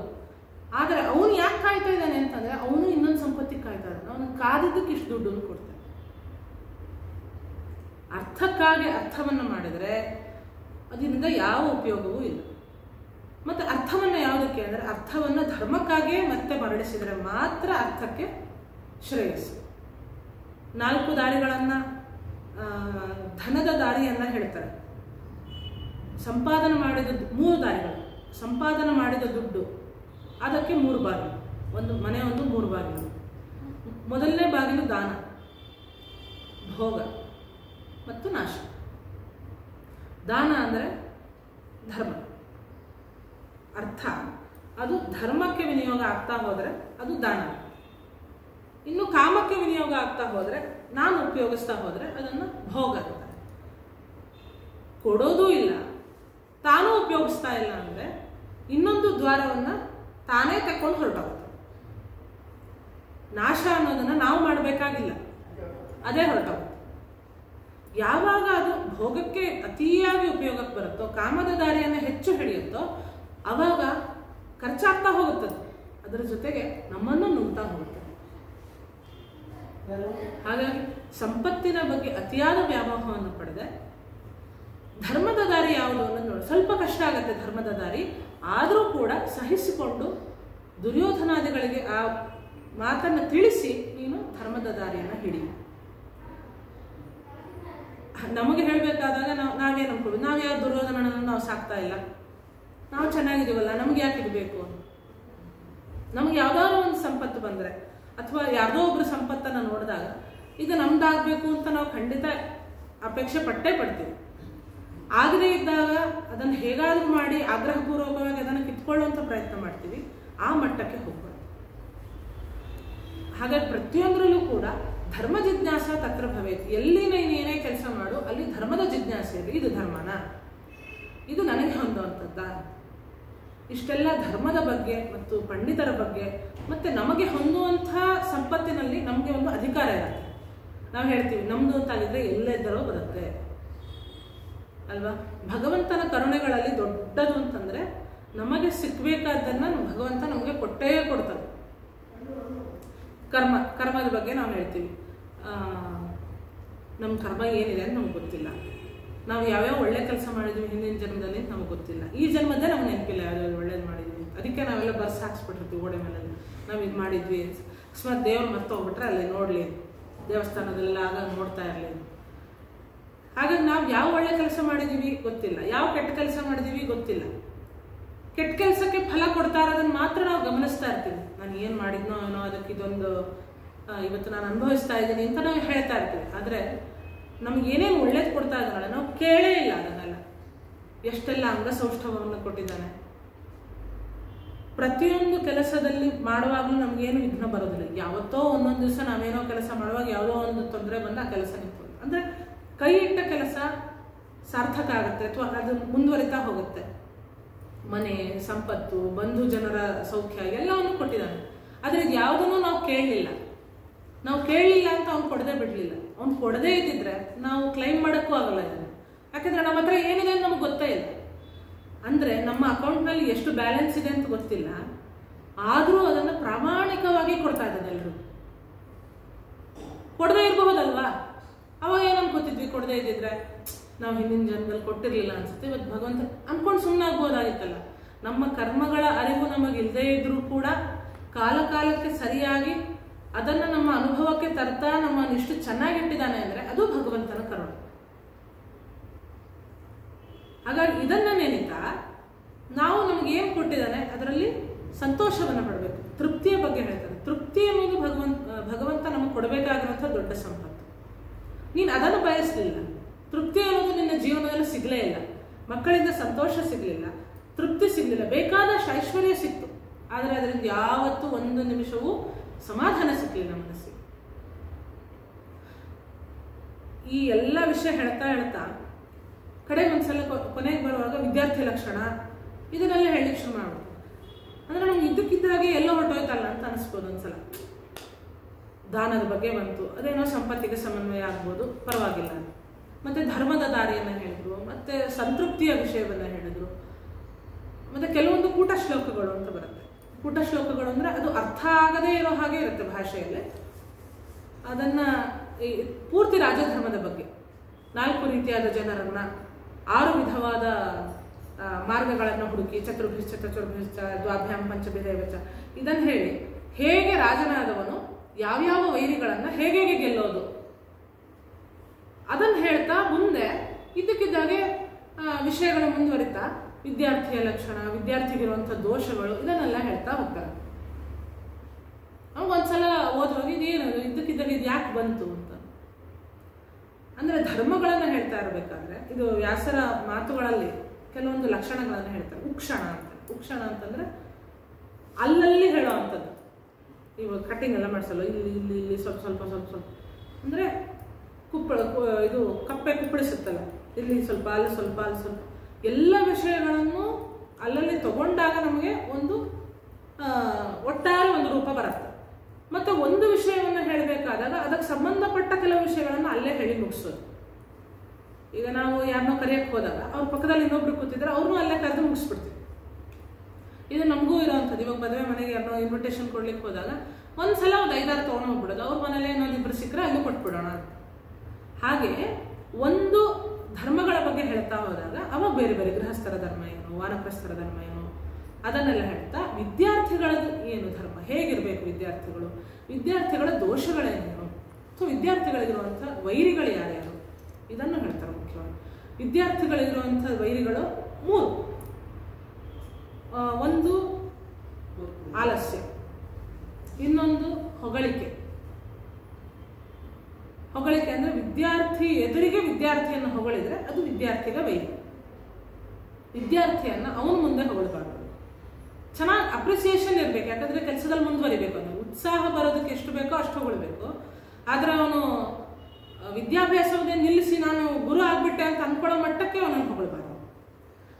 ಅದು ಜೊತೆಗೆ ಒಂದು ಆಲಸ್ಯ. ಆಲಸ್ಯ ಎಲ್ರಿಗೂ ಇರುವಂತಹ ದೊಡ್ಡ ಶತ್ರು. ವಿದ್ಯಾರ್ಥಿಗೆ ಮುಖ್ಯವಾಗಿ ಆಲಸ್ಯ ಅನ್ನೋದು ಶತ್ರು ಆಗುತ್ತೆ. ಯಾವಾಗ ಅಂತಂದ್ರೆ ಇದನ್ನು ಓದ್ತಾ ಇರುವಾಗ ಇದು ಸಾಕು, ಇನ್ನೊಂದು ಮಾಡೋಣ ಅಂತ ಅನ್ಸುತ್ತೆ. ಇನ್ನೊಂದು ಓದ್ತಾ ಇರುವಾಗ ಮತ್ತೊಂದು ಮಾಡೋಣ ಅಂತ ಅನ್ಸುತ್ತೆ. ಆದ್ರೆ ಈಗ ಅವನು ಆಲಸ್ಯ ಮಾಡ್ತಾ ಹೋದ್ರೆ ಮುಂದೆ ಅವನಿಗೆ ಏನು ಮಾಡ್ಲಿಕ್ಕೆ ಇರೋದೇ ಇಲ್ಲ. ಏನ್ ಮಾಡ್ಲಿ ಅಂತ ಯೋಚನೆ ಮಾಡ್ತಾ ಕೂಡೋ ಪರಿಸ್ಥಿತಿ ಬಂದ್ಬಿಡುತ್ತೆ. ಅಂದ್ರೆ ಏನು ಕೆಲಸ ಇರೋದಿಲ್ಲ, ಯಾವುದನ್ನೂ ಓದಿಲ್ಲ, ಯಾವುದ್ರಲ್ಲೂ ಕಲೆ ಇಲ್ಲ, ಯಾವುದನ್ನು ಕಲಿತೇ ಇಲ್ಲ ಅಂದ್ರೆ ನಾನು ಏನ್ ಮಾಡ್ಲಿ? ಆಗ ಖಾಲಿ ತಲೆ ಆಗುತ್ತೆ. ಆವಾಗ ಡೆವಿಲ್ಸ್ ವರ್ಕ್ಶಾಪ್ ಶುರು ಆಗುತ್ತೆ. ಏನೇನೋ ಶುರು ಆಗುತ್ತೆ ತಲೆಯಲ್ಲಿ, ಬೇಡದ ವಿಷಯಗಳು ಬರ್ತಾ ಹೋಗ್ಲಿಕ್ಕೆ ಶುರು ಆಗುತ್ತೆ. ಇನ್ನೊಂದು ವ್ಯಸನಗಳು, ಚಟ. ಯಾವುದಾದ್ರೂ ಒಂದನ್ನು ಹಚ್ಕೊಳ್ಳೋದು.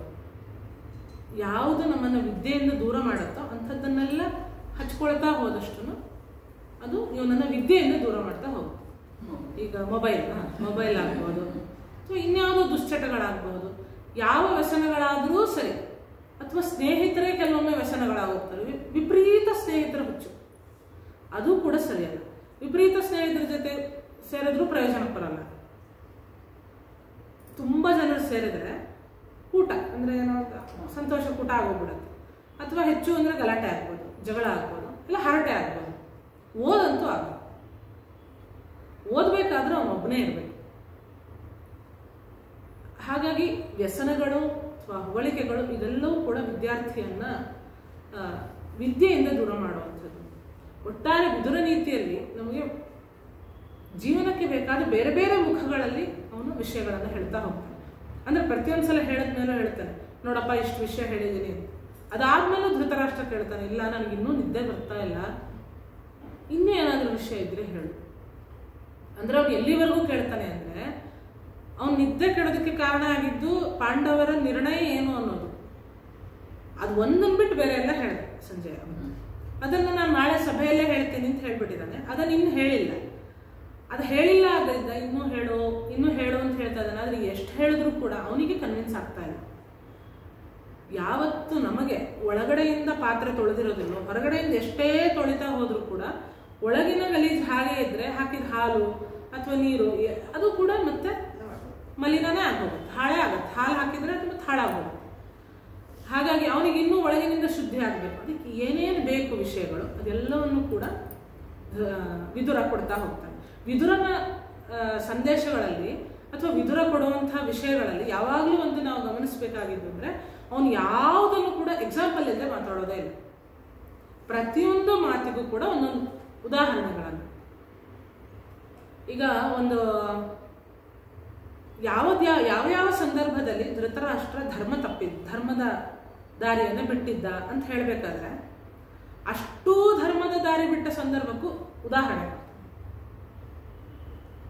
ಆದ್ರೆ ಇಷ್ಟೆಲ್ಲ ಮಾಡಿದ್ರು ಕೂಡ ಅನುಭವಿಸಿದವರು ಅವ್ರು ಚೆನ್ನಾಗೇ ಅಲ್ವಾ. ಪಥ್ಯವನ್ನ ಅಡಿಗೆ ಮಾಡಿದವ್ರು ಯಾವತ್ತೂ ಕೆಡಲ್ಲ, ಅಪಥ್ಯವನ್ನ ಅಡಿಗೆ ಮಾಡಿದವ್ರು ಕೆಡಲ್ಲ, ಅಪಥ್ಯವನ್ನ ತಿಂದವ್ರು ಕೆಡ್ತಾರೆ. ನಾನು ರೋಗವನ್ನ ನಾಶ ಮಾಡಿಕೊಳ್ಳಿಕ್ಕೆ ಬಯಸ್ತಾ ಇದ್ದೀನಿ, ಆದರೆ ಅಪಥ್ಯವನ್ನ ನಿರಂತರವಾಗಿ ಫಾಲೋ ಮಾಡ್ತಾ ಇದ್ದೀನಿ. ರೋಗವಾಸಿ ಆಗತ್ತಾ ಅಂದ್ರೆ ಇಲ್ಲಿಂದ ವಿದುರನ ಉಪದೇಶಗಳನ್ನು ಕೇಳ್ತಾ ಇರೋದು, ಅಥವಾ ಇಂಥ ಎಷ್ಟೋ ವಿಷಯಗಳನ್ನ ವೇದವ್ಯಾಸರಾಗಿರ್ಬೋದು ಹಿಂದೆನೂ ವಿದುರ ಬೇಕಾದಷ್ಟು ಸಲ ಹೇಳಿದ್ದಾರೆ. ಎಲ್ಲ ಕೇಳ್ತಾ ಮತ್ತೆ ಅಪಥ್ಯವನ್ನೇ ನೀನು ಮುಂದುವರಿಸ್ತಾ ಹೋದ್ರೆ ರೋಗವಾಸಿ ಆಗೋದೇ ಇಲ್ಲ.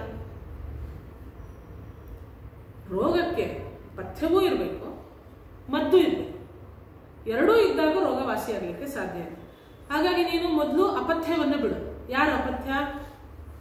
ಪುತ್ರ ವ್ಯಾಮೋಹ ಅನ್ನುವಂಥ ಅಪಥ್ಯವನ್ನು ಬಿಡು. ಅಪಥ್ಯರ ಅಪಥ್ಯವನ್ನು ಬಿಡು. ಅಪಥ್ಯವನ್ನು ಬಿಟ್ಟಾಗ ನಿನಗೆ ಈ ಮದ್ದುಗಳೆಲ್ಲ ಉಪಯೋಗ ಆಗ್ತಾ ಹೋಗುತ್ತೆ. ಧೃತರಾಷ್ಟ್ರ ಈ ಏನು ಪುತ್ರ ವ್ಯಾಮೋಹ ಅನ್ನೋ ಅಪಥ್ಯವನ್ನ ಸಾಮಾನ್ಯ ಇನ್ನೊಂದ್ಸಲ ಕೊನೆಯಲ್ಲಿ ವಿದುರ ಬಂದು ಉಪದೇಶ ಮಾಡೋ ತನಕನೂ ಇರುತ್ತವನು. ಕೊನೆಯಲ್ಲಿ ವಿದುರ ಮುಂದೆ ದ್ವಾರದಲ್ಲಿ ಬಿಲ್ಲನ್ನು ಇಟ್ಟು ಹೊರಟು ಬಿಡ್ತಾನೆ. ಇಷ್ಟು ಮಾತು ಹೇಳಿದ್ರು ಕೂಡ ಯಾವುದನ್ನು ಅವ್ನು ಕೇಳಲಿಲ್ಲಲ್ಲ. ಈ ಉದ್ಯೋಗ ಪರ್ವದಲ್ಲಿ ಇದು ಮುಂದೆ ಯಾವ ಮಾತನ್ನು ಅವನು ಯಾವಾಗ ಕೇಳೋದಿಲ್ಲ. ಇಂಥ ಅಧರ್ಮಕ್ಕೆ ನಾನು ಬೆಂಬಲ ಕೊಡೋದಿಲ್ಲ ಅಂತ ಹೇಳಿ ಹೊರಟೋಗ್ತಾನೆ. ಆ ಯಾತ್ರೆ ಮುಗಿಸ್ಕೊಂಡು ಎಲ್ಲ ಯುದ್ಧ ಮುಗಿದ ಮೇಲೆ ವಿದುರ ಬಂದರೂ ಕೂಡ ಇನ್ನೂ ಅವನಿಗೆ ಅದೇ ವ್ಯಾಮೋಹ, ಪುತ್ರ ವ್ಯಾಮೋಹ, ಅದರ ಜೊತೆಗೆ ತನ್ನ ಜೀವನದ ಬಗ್ಗೆ ಅತಿಯಾದ ಒಂದು ಆಶೆ. ಕೆಲವರಿಗೆ ಆರೋಗ್ಯ ಕೆಟ್ಟಾಗ ಸಾಕಪ್ಪ ದೇವರ ನಮ್ಮನ್ನು ಯಾವತ್ತು ಕರ್ಕೊಂಡ್ಬಿಡ್ತೀವೋ ಯಾಕೋ ನಂದು ಇನ್ನೂ ನಿಮ್ಗೆ ಕರುಣೆನೇ ಬಂದಿಲ್ಲ, ನನ್ನನ್ನು ಬೇಗ ಕರ್ಕೊಂಡ್ಬಿಡು ಅಂತ ಕೇಳ್ತಾರೆ.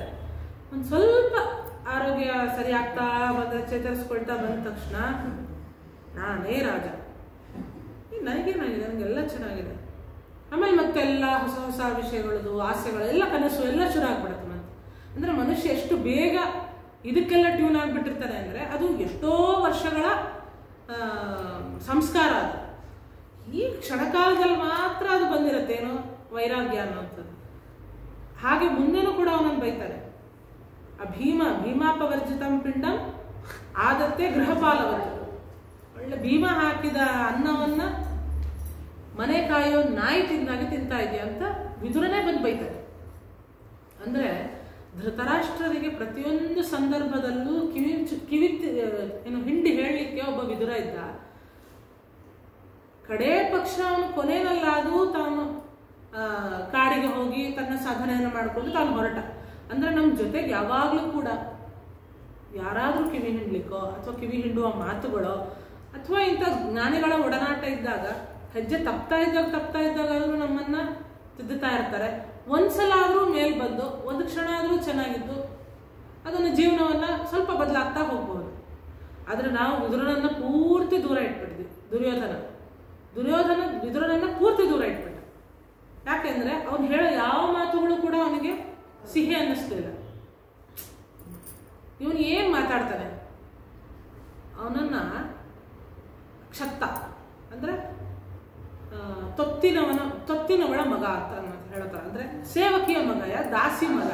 ಇವನೇನು ನಮಗೆ ಉತ್ತರ, ನಮಗೇನು ಬೋಧನೆ ಮಾಡೋದು? ಒಳ್ಳೆಯ ವಿಷಯಗಳನ್ನ ಯಾರು ಹೇಳಿದ್ರು ಸ್ವೀಕಾರ ಮಾಡಬೇಕು ಅನ್ನೋಂಥ ಮಾತನ್ನ ಇದೇ ದುರ್ಯೋಧನನಿಗೆ ಒಳ್ಳೆಯವರು ಹೇಳಿದ್ರು ಕೇಳಲಿಲ್ಲ. ಅವನು ದಾಸಿ ಮಗ ಹೇಳಿದ್ರು ಅಂತಲ್ಲ, ವೇದವ್ಯಾಸರು ಹೇಳಿದ್ರು ಕೇಳಲಿಲ್ಲ. ಯುದ್ಧದ ಸಂದರ್ಭದಲ್ಲಿ ಬಂದಾಗ ಕೃಷ್ಣ ಹೇಳಿದ್ರು ಆ ಮಾತನ್ನು ಕೇಳಲಿಲ್ಲ.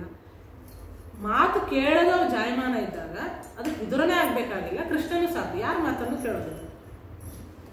ಹಾಗಾಗಿ ನಾವು ಯಾವಾಗ ತಿದ್ಕೊಳ್ಬೇಕು ಅಂತ ಒಳಗಿನಿಂದ ಬಯಸ್ತೀವೋ ನಮಗೆ ಹೇಳೋವಂಥವ್ರ ನೂರಾರು ಜನರನ್ನ ಭಗವಂತ ನಮಗೆ ಒದಗಿಸ್ತಾರೆ. ನಮಗೆ ಒಳಗಿನಿಂದ ನಾವು ಕಿವಿ ಮುಚ್ಚಿ ಕೂತ್ಕೊಂಡ್ರೆ ಹೊರಗಿನಿಂದ ಎಷ್ಟು ಶಂಖನಾದ ಆಗ್ತಾ ಇದ್ರು ಕೂಡ ನಮ್ಗೇನು ಕೇಳಿಸಲ್ಲ. ನಾವು ಈಗಲೂ ಕೂಡ ಕಿವಿಯನ್ನು ಬಿಗಿಯಾಗಿ ಮುಚ್ಚಿ ಕೂತ್ಬಿಟ್ಟಿದ್ದೀವಿ. ಅಂದ್ರೆ ಎಷ್ಟು ಶಾಸ್ತ್ರ ಗ್ರಂಥಗಳು ನಮ್ಗೆ ಎಷ್ಟು ವಿಷಯ ಹೇಳ್ತಾ ಇದೆ. ಒಂದು ಮಹಾಭಾರತವನ್ನೇ ತಗೊಂಡ್ರೆ ಜೀವಮಾನದಲ್ಲಿ ಒಂದ್ಸಲ ಓದ್ಬೇಕು ಅನ್ನೋಂಥ ಒಂದು ಮಹದಾಸೆಯನ್ನು ಇಟ್ಕೊಂಡು ನಾವು ಒಂದ್ಸಲ ಶುರು ಮಾಡಿದ್ರು ಕೂಡ ಸ್ವಲ್ಪ ದಿವಸ ಓದಿದ್ರು ಪರವಾಗಿಲ್ಲ. ನಾವು ಎಷ್ಟು ದಿವಸ ಇರ್ತೀವಿ ಅಂತ ಗೊತ್ತಿಲ್ಲ. ಸ್ವಲ್ಪ ದಿವಸವೇ ಓದಿದ್ರು ಕೂಡ ಅದು ನಮ್ಗೆ ಮುಂದಿನ ಜನ್ಮದಲ್ಲೂ ಅದು ಕ್ಯಾರಿ ಫಾರ್ವರ್ಡ್ ಮಾಡ್ಬೋದು. ನಾವು ಅದನ್ನು ಯಾವತ್ತೂ ವಿದ್ಯೆ ನಾಶ ಆಗೋದೇ ಇಲ್ಲ. ನಾವು ಕಲ್ತಿದ್ದ ಜ್ಞಾನವೇ ನಾಶ ಆಗೋದಿಲ್ಲ, ಮುಂದೆ ಕೂಡ ಬರುತ್ತೆ. ಆದ್ರೆ ನಾವು ಎಷ್ಟರ ಮಟ್ಟಿಗೆ ಒಳಗಿನಿಂದ ಕಿವಿ ಮುಚ್ಕೊಂಡ್ಬಿಟ್ಟಿದೀವಿ ಅಂದ್ರೆ ನಮಗೆ ಹೇಳಿದ್ರು ಕೂಡ ನಮ್ಗೆ ಓದಬೇಕು ಅನ್ನೋದಕ್ಕೆ ಒಳ್ಳೆ ಪುಸ್ತಕಗಳಿದೆ. ಎಷ್ಟು ಇವಾಗಂತ ಯೂಟ್ಯೂಬ್ ಎಲ್ಲವನ್ನ ಬೇಕಾದಷ್ಟು ಜನ ಹೇಳೋರಿದ್ದಾರೆ, ವ್ಯಾಖ್ಯಾನ ಇದೆ. ಆದ್ರೂ ನಮಗೆ ಸಮಯ ಇಲ್ಲ ಅಂತೀವಿ, ಅಥವಾ ಏನೋ ಸಮಯ ಎಲ್ಲಿ ಹೋಗ್ತಿದೆ ಅಂತ ಗೊತ್ತಿಲ್ಲ. ನಮಗೆ ಸಮಯ ಇಲ್ಲ ಅಲ್ಲ, ಬೇಕಾದಷ್ಟು ಸಮಯ ಇದೆ. ನಮಗೆ ಸಮಯ ಎಲ್ಲಿ ಹೋಗ್ತಿದೆ ಗೊತ್ತಿಲ್ಲ. ಒಂದು ದಿವಸ ನಮಗೆ ಕಿವಿ ಬಿಡ್ತೀವಲ್ಲ, ನಾವು ಕೇಳೋಣ ಅಂತ ಅನ್ಸುತ್ತೆ ಒಂದು ದಿವಸ, ಅವತ್ತು ಕಿವಿ ಒಳಗಿನಿಂದ ಕ್ಯೂಡಾಗುತ್ತೆ. ಹೇಳಕ್ಕಿದ್ದಾಗ ನಮ್ಮ ಹತ್ರ ನಾವು ಕಿವಿ ಮುಚ್ಚಿದ್ವಿ,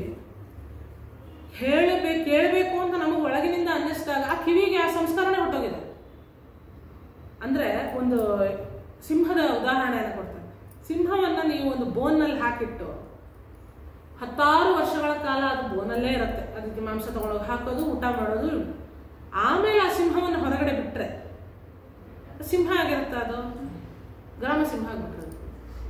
ಗ್ರಾಮ ಸಿಂಹ ಅಂದ್ರೆ ನಾಯಿ ತರ. ಅದಕ್ಕೆ ಏನು ಗೊತ್ತೇ ಆಗಲ್ಲ. ಅದಕ್ಕೆ ಮತ್ತೆ ಬೇಟೆ ಆಡಬೇಕು ಅಂತ ಅನ್ಸೋದೇ ಇಲ್ಲ ಅದಕ್ಕೆ. ಯಾಕೆಂದ್ರೆ ಆಯ್ತಲ್ಲ, ಕೂತಲ್ಲೇ ಎಲ್ಲ ಸಿಗ್ತಾ ಇದೆಯಲ್ಲ ನನಗೆ, ಅಂದ್ರೆ ಬೇಟೆ ಆಡೋದನ್ನೇ ಮರೆತುಬಿಟ್ಟಿರುತ್ತೆ. ಹಾಗೆ ನಮಗೆ ಕೇಳಬೇಕು ಅಂತ ಒಳಗಿನಿಂದ ಯಾವತ್ತಾದ್ರೂ ಅಂತ ಅನ್ಸಿದ್ರೆ ಆಗ ನಮ್ಮ ಕಿವಿಯೆಲ್ಲ ಕಿವುಡಾಗ್ಬಿಡ್ತದೆ. ಅಂದರೆ ನಮ್ಮಲ್ಲಿ ಶಕ್ತಿ ಇರೋದಿಲ್ಲ, ಅಥವಾ ಕೇಳಿಸಲ್ಲ, ಅಥವಾ ಇನ್ನೇನೋ ಒಂದು ಯಾವುದೋ ಒಂದು ಸಮಸ್ಯೆಗಳಾಗುತ್ತೆ, ಅಥವಾ ಹೇಳೋದು ಸಿಕ್ಕಾಗಲೂ ಅನೇಕ ಏನು ಸಂದೇಹಗಳು ಬಂದಾಗ ಎಲ್ಲ ಒಂದು ಒಬ್ಬನಿಂದಲೇ ಸಂದೇಹ ನಮಗೆ ಅದನ್ನು ನಿವಾರಣೆ ಆಗುತ್ತೆ ಅಂತ ಇಲ್ಲ.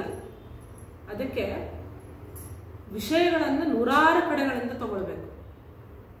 ದುಂಬಿಯ ಉದಾಹರಣೆಯನ್ನು ಕೊಡ್ತಾರೆ. ದುಂಬಿ ಹೇಗೆ ಎಲ್ಲ ಹೂಗಳಿಂದನೂ ತಗೊಂಡು ತಾನು ಅದನ್ನು ತನ್ನ ಮನೆಯಲ್ಲಿ ಇಟ್ಕೊಳುತ್ತೆ, ಹಾಗೆ ಜ್ಞಾನವನ್ನು ಎಲ್ಲರಿಂದನೂ ತಗೊಳ್ಬೇಕು, ತಾನು ಅದನ್ನು ಸ್ವೀಕಾರ ಮಾಡಬೇಕು. ಇದೇ ಉದಾಹರಣೆಯನ್ನು ರಾಜನಿಗೂ ಕೊಡ್ತಾರೆ. ಕರವನ್ನು ಹೇಗೆ ಸ್ವೀಕಾರ ಮಾಡಬೇಕು ರಾಜ ಅದನ್ನು ಅಂತಂದ್ರೆ ಷಟ್ಪದ ಇವ. ಅದು ಹೂ ಮೇಲೆ ಕೂತು ರಸವನ್ನು ಹೀರ್ಬೇಕಾದ್ರೆ ಹೂವಿಗೆ ಏನು ನೋವಾಗೋದೇ ಇಲ್ಲ. ರಾಜನಾದವನು ತೆರಿಗೆಯನ್ನು ಹೇಗೆ ಹಾಕಬೇಕು ಅಂದ್ರೆ ನಮಗೆ ತೆರಿಗೆಯನ್ನು ತೆತ್ತು ನಮಗೆ ಏನು ಕೊಡ್ಲಿಕ್ಕೆ ಇಲ್ವೇ ಇಲ್ಲ ಅನ್ನೋಷ್ಟು ಮಾಡ್ಕೊಳ್ಳೋ ಹಾಗಲ್ಲ. ಹೊರೆಯಾಗದಂತೆ ಕರವನ್ನು ಯಾರು ಹಾಕ್ತಾನೋ ಅವನು ಸರಿಯಾದ ರಾಜ. ಈ ಕರ ಅನ್ನೋಂಥದ್ದು ತಗೊಂಡ್ರೆ ನಾವು ಮನೆಯಲ್ಲಾಗಿರ್ಬೋದು, ಮನೆಯಲ್ಲಿ ಕೆಲಸಗಳಾಗಿರ್ಬೋದು, ಎಲ್ಲರಿಂದ ಕೆಲಸ ಮಾಡಿಸ್ಬೇಕಾದ್ರೆ ಯಾರಿಗೂ ಸಿಕ್ಕಾಪಟ್ಟೆ ಹೊರೆ ಅನ್ನಿಸ್ಬಾರ್ದು. ಕೆಲಸ ಎಲ್ಲರಿಂದ ಕೆಲಸ ಮಾಡಿಸ್ಬೇಕು, ಆದರೆ ಯಾರಿಗೂ ಹೊರೆ ಅನ್ನಿಸ್ಬಾರ್ದು. ಈ ಜಾಣ್ಮೆ ಮನೆ ಯಜಮಾನನಿಗೆ ಇರ್ಬೇಕು. ರಾಜ ಅಂತಂದ್ರೆ ಮನೆ ಯಜಮಾನನು ರಾಜನೇ. ಎಲ್ಲ ಕೆಲಸವನ್ನು ದೊಡ್ಡ ಮಗನೇ ಮಾಡಬೇಕು ಅಂತ ಕೊಟ್ರೆ ದೊಡ್ಡ ಮಗ 1 ವಾರ ಮಾಡ್ತಾನೆ, 15 ದಿವಸ ಮಾಡ್ತಾನೆ, 14 ದಿವಸ ಮನೆಗೆ ಬರಲ್ಲ. ಯಾಕಂದ್ರೆ ಕೆಲಸ ಮಾಡ್ಬೇಕಾಗುತ್ತೆ. ಅಥವಾ ಎಲ್ಲ ಕೆಲಸವನ್ನು ಮನೇಲಿರೋ ಅಮ್ಮನೇ ಮಾಡಬೇಕು. ಯಾಕಂದ್ರೆ ನಾವು ಹೊರಗಡೆ ಹೋಗ್ತೀವಿ, ನಮ್ಮ ಮಗ ಹೊರಗಡೆ ಹೋಗ್ತಾನೆ, ಮಗಳು ಕಾಲೇಜಿಗೆ ಹೋಗ್ತಾಳೆ, ಯಾಕೆ ಅಮ್ಮ ಒಬ್ಬಳೇ ಮನೇಲಿ ಇರ್ತಾಳೆ, ಅವಳೇ ಮಾಡು ಅಂದ್ರೆ ಅವಳೆಲ್ಲೂ ಹೋಗಲ್ಲ ಪಾಪ. ಈ ಥರ ಅವಳು ಒಳಗೆ ಕುಗ್ಗಿ ಹೋಗ್ತಾಳೆ. ಹೊರೆ ಜಾಸ್ತಿ ಆಗದ ಹಾಗೆ ಎಲ್ಲರಲ್ಲೂ ಕೆಲಸಗಳನ್ನು ಅಥವಾ ಕರವನ್ನು ನಾವು ಕೊಡ್ತಾ ಅದನ್ನು ನಾಜೂಕಾಗಿ ಜಾಣ್ಮೆಯಿಂದ ಅವರಲ್ಲಿ ನಾವು ಅದನ್ನು ಹೊರಿಸ್ಬೇಕೇ ಹೊರತು ಅವ್ರು ಬೆನ್ನು ಮುರಿದೋಗ ಹಾಗೆ ಮಾಡಬಾರ್ದು. ವಿದುರ ನೀತಿಯ ಪ್ರತಿಯೊಂದು ಮಾತಲ್ಲೂ ನಾವು ಪ್ರತಿಯೊಂದು ದಿನಕ್ಕೆ 1-2 ಶ್ಲೋಕ ಅಂತ ನೋಡ್ತಾ ಹೋದರೆ ಸುಮಾರು ಒಂದು 300-350 ಶ್ಲೋಕ. ಒಂದು ವರ್ಷದಲ್ಲಿ ನಮಗೆ ಶ್ಲೋಕಗಳನ್ನು ಮುಗಿಸ್ಲಿಕ್ಕೆ ಸಾಕು. ಒಂದು ದಿನಕ್ಕೆ 1 ಶ್ಲೋಕ 2 ಶ್ಲೋಕ ಅಂತ ಮಾಡ್ಕೊಂಡು ಹೋದರೆ ನಾವು ಪ್ರತಿದಿನ ಮಾಡ್ತಾ ಹೋದ್ರೂ ಕೂಡ ಒಂದು ವರ್ಷದಲ್ಲೇ ನಾವು ವಿದುರ ನೀತಿಯನ್ನು ಪೂರ್ತಿಯಾಗಿ ಓದಿ ಮುಗಿಸ್ಬೋದು. ಅಂದರೆ ಹೆಚ್ಚು ಕಾಲ ಕೊಡದೆ ಒಂದು ದಿವಸಕ್ಕೆ 15 ನಿಮಿಷ 10 ನಿಮಿಷ ಅಂತ ತಗೊಂಡ್ರು ಕೂಡ ನಾವು ಮಾಡಿ ಮುಗಿಸ್ಬೋದು. ಮತ್ತು ಇದರಲ್ಲಿ ಬರುವಂತಹ ಎಷ್ಟೋ ವಿಷಯಗಳು ನಾವೀಗ ಹೊರಗಡೆ ಜಗತ್ತಿನಲ್ಲಿ ಅಥವಾ ಇಂಗ್ಲೀಷ್ನಲ್ಲಿ ಕೆಲವೊಂದು ಪ್ರಾವರ್ಬ್ ಅಂತ ಹೇಳ್ತಾರಲ್ಲ, ಆ ವಿಷಯಗಳನ್ನು ನಾವು ಇದೇ ವಿದುರ ನೀತಿಯ ಮಾತುಗಳಲ್ಲಿ ಕೇಳ್ಬೋದು. ಈಗ ಗೃಹಸ್ಥನಾದವನು ಅಥವಾ ಮನೆ ಯಜಮಾನನಾದವನು ಪ್ರತಿಯೊಬ್ಬರಿಗೂ ಕೆಲಸಗಳನ್ನು ಹಂಚಬೇಕು ಅಥವಾ ಹೇಗೆ ನಡೆಸ್ಕೊಳ್ಬೇಕು ಇದನ್ನೆಲ್ಲ ಇದಕ್ಕೋಸ್ಕರ ನಾವು ಹೊಸ ಕ್ಲಾಸಿಗೆ ಹೋಗ್ಬೇಕಾಗಿಲ್ಲ. ತಂದೆ ಆದವನಿಗೆ ಅದು ತಾನಾಗೆ ಬಂದ್ಬಿಟ್ಟಿರುತ್ತೆ, ಅಥವಾ ಅಮ್ಮನಾದವಳಿಗೆ ತಾನಾಗೆ ಬಂದಿರುತ್ತೆ. ಯಾವುದೋ ಕೆಲವೊಂದು ಏನು ಎಕ್ಸೆಪ್ಷನಲ್ ಕೇಸಸ್ ಇರ್ಬೋದು, ಸಿಕ್ಕಾಪಟ್ಟೆ ಹೊರಿಸೋರು ಮಾಡೋರು, ಅದು ಬಿಟ್ಟರೆ ತಾನಾಗೆ ಬಂದಿರುತ್ತೆ. ಹೇಗೆ ಅದು? ದುಂಬಿಗೆ ಯಾರು ಕೂಡ ಪಾಠ ಮಾಡಿರೋದಿಲ್ಲ. ನೀ ಹೀಗೆ ಹೋಗಿ ಇಂಥದ್ರ ಮೇಲೆ ಕೂತ್ಕೊಳ್ಬೇಕು, ಹೀಗೆ ತಗೊಳ್ಬೇಕು ಅಂತ ಯಾರು ಪಾಠ ಮಾಡಿರಲಿಲ್ಲ. ಅಂದರೆ ಕೆಲವೊಂದು ನೈಸರ್ಗಿಕ ಗುಣಗಳನ್ನು ಯಾರು ಅದನ್ನು ಹೇಳ್ಕೊಡ್ಬೇಕಾಗಿಲ್ಲ. ಆದರೆ ವಿದುರ ಯಾಕೆ ಹೇಳಿದ ಅದನ್ನು? ಅಂದರೆ ತಂದೆ ಮಾಡ್ತಾ ಇರುವಂಥ ಕೆಲಸಗಳನ್ನು ಗಮನನೇ ಕೊಡದೆ ಮಗು ಅನುಸರಿಸ್ಕೊಂಡು ಹೋಗ್ತಾ ಇದ್ರೆ ಅದು ಮುಂದೆ ತಂದೆ ಆದಾಗ ಅದನ್ನು ಗಮನಿಸೋದೇ ಇಲ್ಲ. ಈಗ ನಮ್ಮ ಹಿರಿಯರು ಯಾಕೆ ಅಷ್ಟು ಚೆನ್ನಾಗಿದ್ರು ಅಂತಂದ್ರೆ ಅವರ ಹಿರಿಯರನ್ನ ನೋಡಿ ಬದುಕಿದವರು. ನಾವು ನಮ್ಮ ಯಾವ ಹಿರಿಯರನ್ನು ನೋಡ್ತಾ ಇಲ್ಲ. ನಾವು ಎಲ್ಲೋ ಕೆಲಸದಲ್ಲಿ ಅಥವಾ ಇನ್ಯಾವುದೋ ಒಂದರಲ್ಲಿ ಹೊರಗಡೆ ಜೀವನದಲ್ಲೇ ಬ್ಯುಸಿ ಆಗಿದ್ದೀವಿ, ನಮ್ಮವರನ್ನು ನೋಡ್ತಾನೆ ಇಲ್ಲ.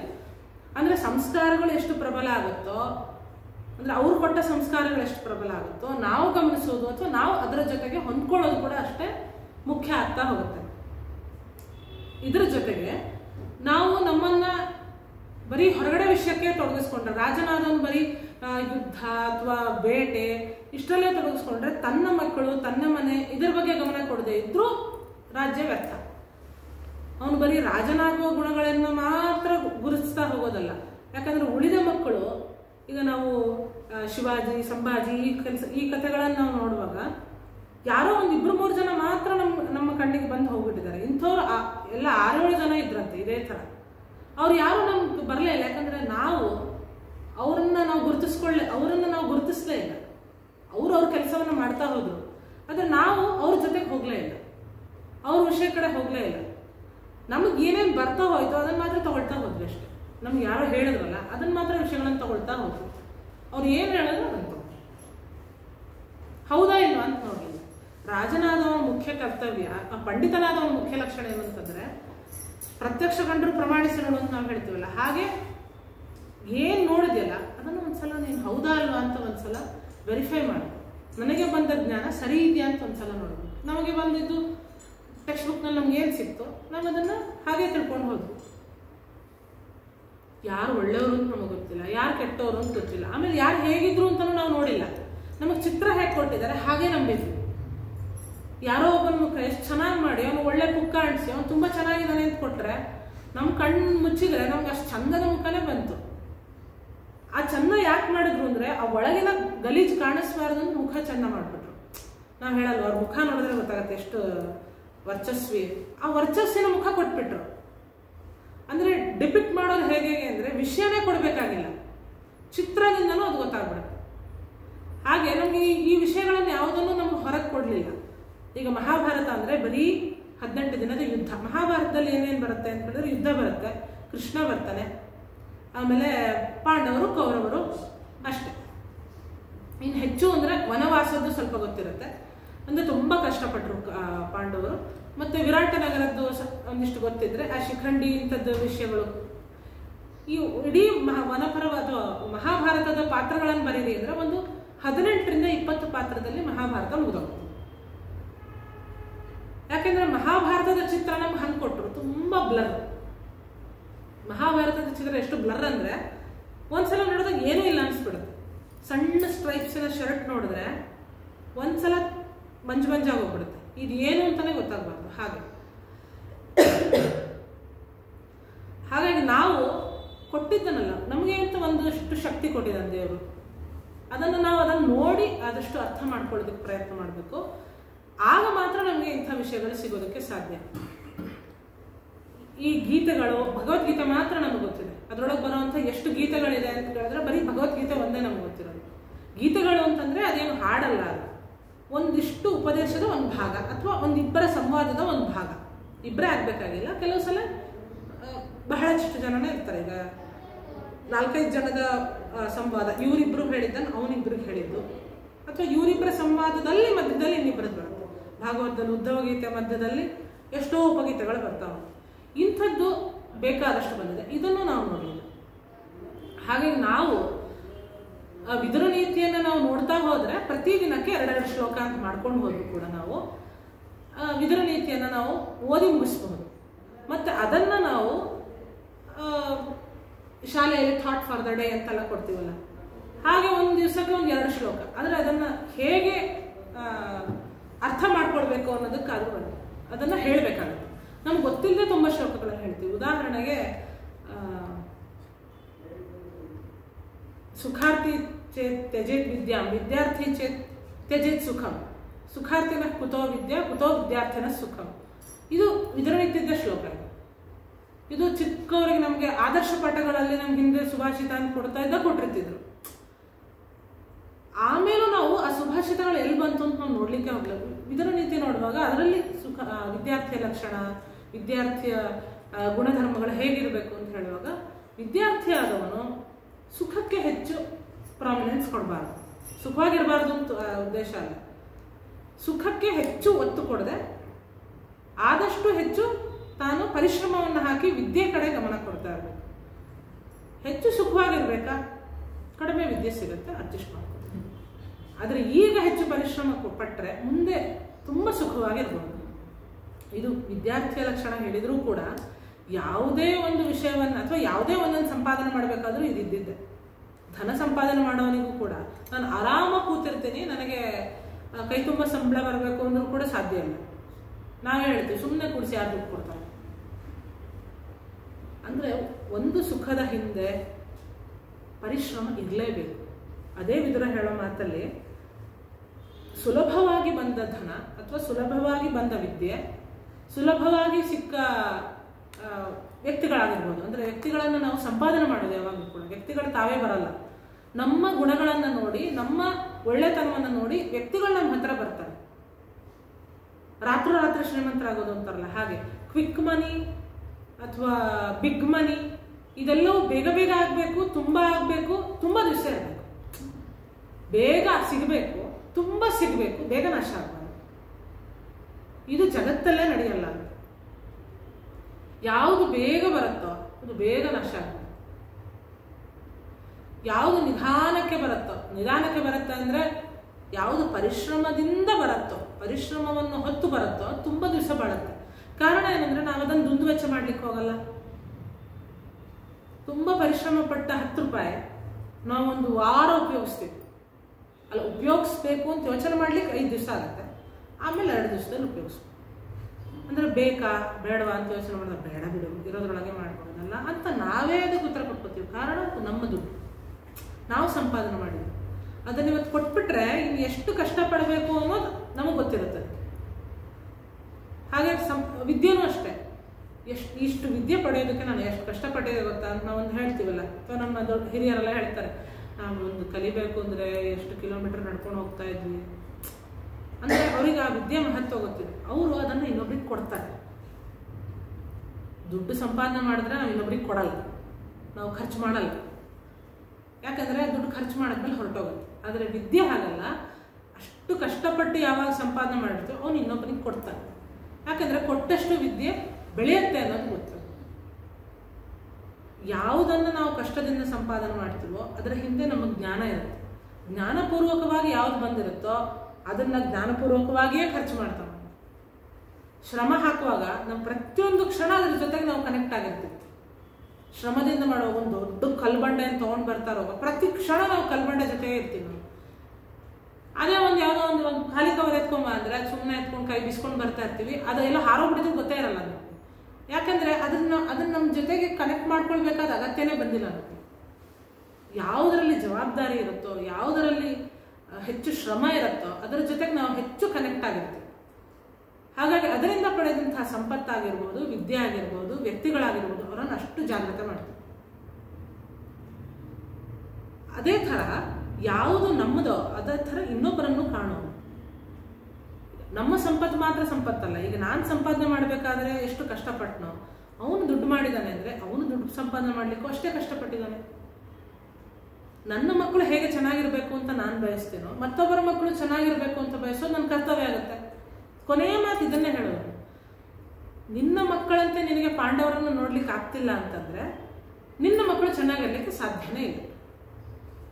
ವಸ್ತುತಃ ನೀನು ನಿನ್ನ ಮಕ್ಕಳಿಗಿಂತ ಹೆಚ್ಚು ನೀನು ಪಾಂಡವರನ್ನು ನೋಡ್ಬೇಕು. ಯಾಕಂದ್ರೆ ಅವ್ರಿಗೆ ಯಾರು ಇಲ್ಲ, ತಂದೆ ಇಲ್ಲದೆ ಒಬ್ಳೇ ಒಬ್ಳು ಕುಂತಿ ಅವಳನ್ನ ಅಷ್ಟು ಕಷ್ಟಪಟ್ಟು ಬೆಳೆಸಿದಾಳೆ. ನಿನಗೆ ದೊಡ್ಡಪ್ಪನಾಗಿ ಜವಾಬ್ದಾರಿ ಇತ್ತು, ಅವನಿಗೆ ತಂದೆ ಸ್ಥಾನದಲ್ಲಿ ನಿಂತು ಎಲ್ಲ ಮಾಡಬೇಕಾಗಿತ್ತು, ಎಲ್ಲ ಕೊಡ್ಬೇಕಾಗಿತ್ತು. ಅದು ಬಿಟ್ಟು ತಾವು ಸಂಪಾದನೆ ಮಾಡಿದ್ದನ್ನು ಕಿತ್ಕೊಂಡು ಕಳಿಸಿದ್ಯಾ ಅಂದ್ರೆ ಇವತ್ತು ನಾವು ಮಾಡಿದ್ದು ನಮಗೆ ಎಲ್ಲಿದ್ರೂ ಬಂದೇ ಬರುತ್ತೆ. ಯಾವ ಮಕ್ಕಳಿಗೋಸ್ಕರ ನೀನು ಇವತ್ತು ಇವರನ್ನು ಕಾಡಿಗಟ್ಟಿದ್ವೋ ಈ ಸ್ಥಿತಿ ಮಕ್ಕಳಿಗೆ ಬಂದೇ ಬರುತ್ತೆ ಮುಂದೆ. ಯಾರನ್ನ ಹೆಚ್ಚು ರಕ್ಷಣೆ ಮಾಡಬೇಕಾಗಿರುತ್ತೋ ಅವರನ್ನ ನೀನು ಮತ್ತೆ ಹೆಚ್ಚು ಕಷ್ಟಕ್ಕೆ ದುಡಿದೆ ಅಂತಂದ್ರೆ ನಮಗೆ ಅದು ಕರ್ಮ ವಾಪಸ್ ಬಂದೇ ಬರುತ್ತೆ.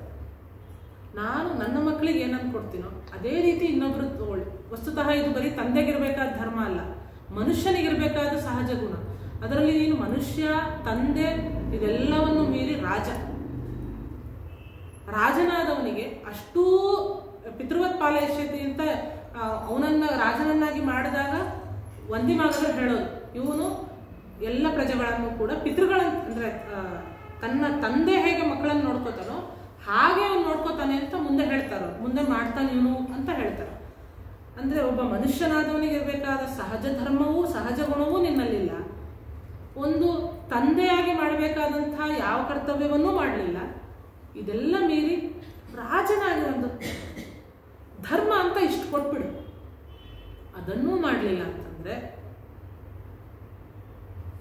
ಇದರ ಫಲವನ್ನ ನೀನಾಗೋಯ್ತೀಗ. ಇದರ ಫಲವನ್ನು ಉಣ್ಣೋದು ಮಕ್ಕಳು. ನಾವೇನೋ ಮಾಡ್ತಾ ಇದೀವಿ, ಇವತ್ತು ಆಗೋಯ್ತು, ನಮ್ದಾಯ್ತಪ್ಪ, ನಮ್ದಿನ್ನೇನು ರಜೆ ಮುಗೀತು, ನಾವಿನ್ನೊಂದು 2 ತಿಂಗಳು 2 ವರ್ಷ ಮುಗಿದೋಯ್ತು, ನಾವು ಹೊರಟೋಗ್ತೀವಿ ಅಂತಲ್ಲ. ನಮಗೆ ನೋವಾದಾಗ ಎಷ್ಟು ನೋವಾಗುತ್ತೋ ನಮ್ಮ ಮಕ್ಕಳು ನೋವಾಗೋದನ್ನು ನೋಡಿದಾಗ ನಮ್ಗೆ ಅದಕ್ಕಿಂತ ಜಾಸ್ತಿ ನೋವಾಗುತ್ತೆ. ಹಾಗಾಗಿ ನಿನ್ನ ಮುಂದೆನೇ ನಿನ್ನ ಮಕ್ಕಳು ಇಷ್ಟು ನೋವನ್ನು ಅನುಭವಿಸ್ತಾರಲ್ಲ, ಆಗ ನೀನು ಇದರ 2ರಷ್ಟು ಮುಕ್ತಿ. ಇದನ್ನೆಲ್ಲ ತಪ್ಪಿಸ್ಕೊಳ್ಬೇಕು ಅಂದರೆ ಆದಷ್ಟು ನೀನು ಧರ್ಮದತ್ತ ಮುಖ ಮಾಡು, ತಿಳಿಸಿ ಹೇಳು ಮಕ್ಕಳಿಗೆ. ಇಲ್ಲೇ ಇದ್ರೆ ಬಲವಂತವಾಗಿ ಆದರೂ ಅವ್ರಿಗೆ ಸೇರಬೇಕಾದ ಆಸ್ತಿಯನ್ನು ಪಾಂಡವರಿಗೆ ಕೊಡುವಂಥ ಅಧಿಕಾರ ನಿನಗಿದೆ. ನಮ್ಮ ಹತ್ರ ಅಧಿಕಾರ ಇದ್ದಾಗಲೂ ಶಕ್ತಿ ಇದ್ದಾಗಲೂ ನಾವು ಮಾಡಲಿಲ್ಲ ಅಂತಂದರೆ ಅದನ್ನು ನಮಗೆ ಕೊಡೋದಿಲ್ಲ ದೇವರು. ಯಾವಾಗ ಕೈಯಿದ್ದು ನಾವು ದಾನ ಮಾಡೋದಿಲ್ಲ, ಕಾಲಿದ್ದು ಯಾತ್ರೆ ಮಾಡೋದಿಲ್ಲ, ಕಣ್ಣಿದ್ದು ದೇವರ ದರ್ಶನ ಅಥವಾ ಒಳ್ಳೆ ಓದೋದು ಇಂಥ ಕೆಲಸಗಳನ್ನು ಮಾಡಲ್ಲ, ಅದು ಇದ್ದು ವೇಸ್ಟ್ ಅಂತ ಹೇಳಿ ಅದನ್ನು ಹಾಗೆ ವಿಡ್ರಾ ಮಾಡ್ಕೊಂಡು, ಯಾವುದನ್ನು ಕೊಟ್ಟು ಉಪಯೋಗ ಆಗ್ತಾ ಇಲ್ಲ ಅದು ವಿಡ್ರಾ ಮಾಡ್ಕೊಂಡು. ಈ ಸೈನ್ಸಲ್ಲೂ ಕೂಡ ಏನೋ ಹೇಳ್ತಾರೆ ಥರ, ಕೆಲವು ಪಕ್ಷಿಗಳಿಗೆಲ್ಲ 2 ರೆಪ್ಪೆ ಇತ್ತು, ಅದು ತುಂಬ ಜನ್ರೇಷನ್ ಅದು ಯೂಸ್ ಮಾಡದೆ ಅದು ಮುಂದಿನ ಜನ್ರೇಷನ್ಗೆ ಕಂಟಿನ್ಯೂನೇ ಆಗಲ್ವಂತ. ಆ ಥರದ್ದೇನೋ ಒಂದು ಹೇಳ್ತಾರೆ ಸೈನ್ಸಲ್ಲಿ, ಒಂದು ಟರ್ಮಿನಾಲಜಿ ಏನೋ. ಅಂದರೆ ಯಾವುದನ್ನು ಆ ಎವಲ್ಯೂಷನ್ ಅಂದರೆ ಹೊಸದಾಗಿ ಆಗುವಂಥದ್ದಲ್ವಾ, ಹಳೇದನ್ನು ಕಳ್ಕೊಳ್ಳೋದು ಎವಲ್ಯೂಷನ್ ಅಂತಂದು. ಅದು ಒಟ್ಟು ನಾವು ತುಂಬ ವರ್ಷಗಳ ಕಾಲ ಅದನ್ನು ಉಪಯೋಗಿಸ್ಲಿಲ್ಲ ಅಂದರೆ ನಮ್ಮ ಮುಂದಿನ ಸಂತತಿಯಲ್ಲಿ ಅದು ಬರೋದೇ ಇಲ್ಲ. ಹಾಗೆ ಇವತ್ತಿನ ದಿವಸನೇ ಇದನ್ನು ಒಳ್ಳೆ ಗುಣಗಳನ್ನಾಗಲಿ ಯಾವುದನ್ನು ಕೊಡಲಿಲ್ಲ, ಮುಂದೆ ಯಾರು ಅದು ಬರೋದೇ ಇಲ್ಲ. ಮುಂದೆ ಈ ಸಂಪತ್ತು ಕಂಟಿನ್ಯೂ ಆಗಲ್ಲ, ಅದನ್ನು ನಾವು ನೋಡ್ತೀವಿ. ಮುಂದೆ ಯಾವುದೂ ಕೂಡ ಇವ್ರು ಮಾಡಿ ಯಾವತ್ತೂ ಕೂಡ ಆಗಬಾರದ್ದು ಆಗೋದೇ ಇಲ್ಲ. ಏವಮಪ್ಯಶುಭಂ ಕರ್ಮ ನಭೂತಂ ನ ಭವಿಷ್ಯತಿ. ಇವತ್ತುವರೆಗೂ ಕೂಡ ಆಗಬಾರದ್ದು ಅಂತ ಜಗತ್ತಲ್ಲಿ ಆಗೇ ಇಲ್ಲ. ನಮಗೆ ಆಗ್ಬೇಕಾಗಿದ್ದು ಆಗ್ಬಾರ್ದಾಗಿದ್ದು ಅಂತ ಗೊತ್ತಿಲ್ಲ ಅಷ್ಟೇ. ಹಾಗಾಗಿ ಏನೇನು ಆಗ್ತಾ ಇದೆ ಅದೆಲ್ಲವೂ ಸರಿಯಾಗಿದೆ.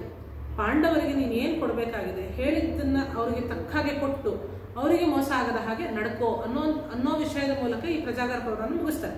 ಮುಂದೆ ಮಾರ್ಕಂಡೇಯರ ಕಥೆಯನ್ನು ಬರುತ್ತೆ. ಮುಂದೆ ಅವ್ರವ್ರದ್ದು ಅಂದರೆ ಈ ಸತ್ರಗಳಲ್ಲಿ ಯಾರ್ಯಾರು ಬಂದು ಅವ್ರವ್ರು ಏನೇನನ್ನ ಹೇಳ್ತಾ ಹೋದ್ರು ಅದೆಲ್ಲವನ್ನು ಸೇರಿಸಿ ವಿದುರ ಅವನಿಗೆ ಉಪದೇಶ ಮಾಡಿದ್ರು. ಇದರ ಜೊತೆಗೆ ಪ್ರಹ್ಲಾದ ಮತ್ತು ಸುಧನ್ವನ ಸಂವಾದವನ್ನು, ಅಂದರೆ ಪ್ರಹ್ಲಾದನ ಮಗ ವಿರೋಚನ ಮತ್ತು ಸುಧನ್ವನ ನಡುವೆ ಸಂವಾದ ಅಂದರೆ ಸ್ಪರ್ಧೆ ಬಂದಾಗ ಯಾರು ಸರಿ ಅಂತ ಪ್ರಶ್ನೆ ಕೇಳಿದಾಗ ಮಗನೇ ಆದರೂ ಕೂಡ ಅವನ ಪರವನ್ನು ವಹಿಸಿದೆ, ನಿಜವಾದ ಸರಿಯಾದ ಯಾರೋ ಅವ್ರ ಪರವನ್ನೇ ವಹಿಸಿದ್ದು ಪ್ರಹ್ಲಾದ. ಇದನ್ನು ಉದಾಹರಣೆಯನ್ನು ಕೊಡ್ತಾನೆ. ಅಂದ್ರೆ ನಿಂಗೆ ಯಾವ ರೀತಿಯಾಗಿ ತಗೊಳ್ತೀಯಪ್ಪ, ಕಥೆಗಳ ಮೂಲಕ ಬೇಕಾ, ನಿನಗೆ ನೀತಿಗಳ ಮೂಲಕ ಬೇಕಾ, ಮನುಷ್ಯನಿಗೆ ಯಾವ್ಯಾವ ವಿಧವಾದ ಕ್ಯಾಟಗರಿಯಲ್ಲಿ ಒಳ್ಳೆಯ ವಿಷಯಗಳನ್ನು ಹೇಳಬೇಕು ಎಲ್ಲ ವಿಷಯಗಳನ್ನು ಕೂಡ ನಮಗೆ ವ್ಯಾಸರು ಬೇರೆ ಬೇರೆ ಸಂದರ್ಭಗಳಲ್ಲಿ ಕೊಡ್ತಾ ಹೋಗಿದ್ದಾರೆ. ವಿದುರ ನೀತಿ ಅನ್ನೋದಂತೂ ಅದರಲ್ಲಿ ಸಾರಭೂತವಾದದ್ದು. ಯಾಕಂದರೆ ವಿರಾಟೋದ್ಯೋಗ ಸಾರವನ್ನು ಇಡೀ ಮಹಾಭಾರತ ವೃಕ್ಷವನ್ನು ವರ್ಣನೆ ಮಾಡಬೇಕಾದಾಗ ಅದರ ಸಾರಭಾಗವೇ ಇದೆರಡು ಪರ್ವಗಳು. ನಮಗೆ ಗೀತೆ ಬರೋದು ಕೂಡ ಇದೆ. ಹಾಗಾಗಿ ಅಂಥ ಸಾರಭಾಗದಲ್ಲಿ ಇರುವಂಥ ವಿಷಯಗಳನ್ನು ಯಥಾಮತಿಯಾಗಿ ಇವತ್ತು ನಿರೂಪಣೆ ಮಾಡಲಿಕ್ಕೆ ಪ್ರಯತ್ನ ಪಟ್ಟಿದ್ದೇನೆ.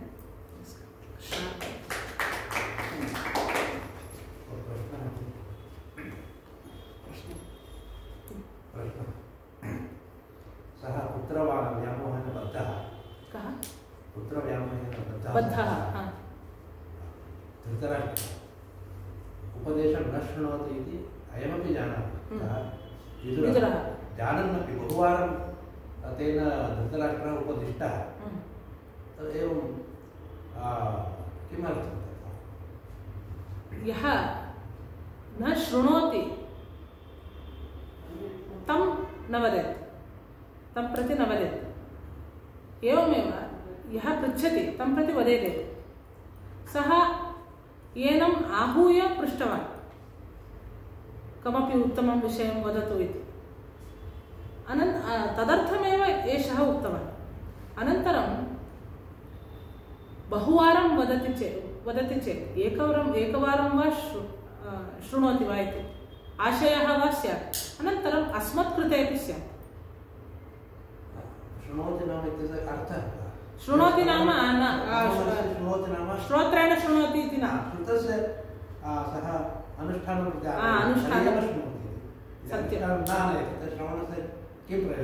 श्रवणस्य किं प्रयोजनम् इत्युक्ते सः न वदति चेत् यदा विदुरः एवमेव उक्त्वा सः शृणोत्यपि न किमपि करोति अहं न वदाम्येव इति सः तिष्ठति चेत् सः न उक्तवान् अतः एव सः न कृतवान् इति वयं वदेम।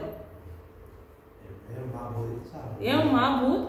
अपि च एषः यद् एतेन यदुक्तं विदुरेण यदुक्तं तस्मिन् कांश्चन विषयान् सः श्रुत्वा प्रातःकाले यदा सञ्जयः वदति तदा सः स्मरति, ओ एवं सर्वं।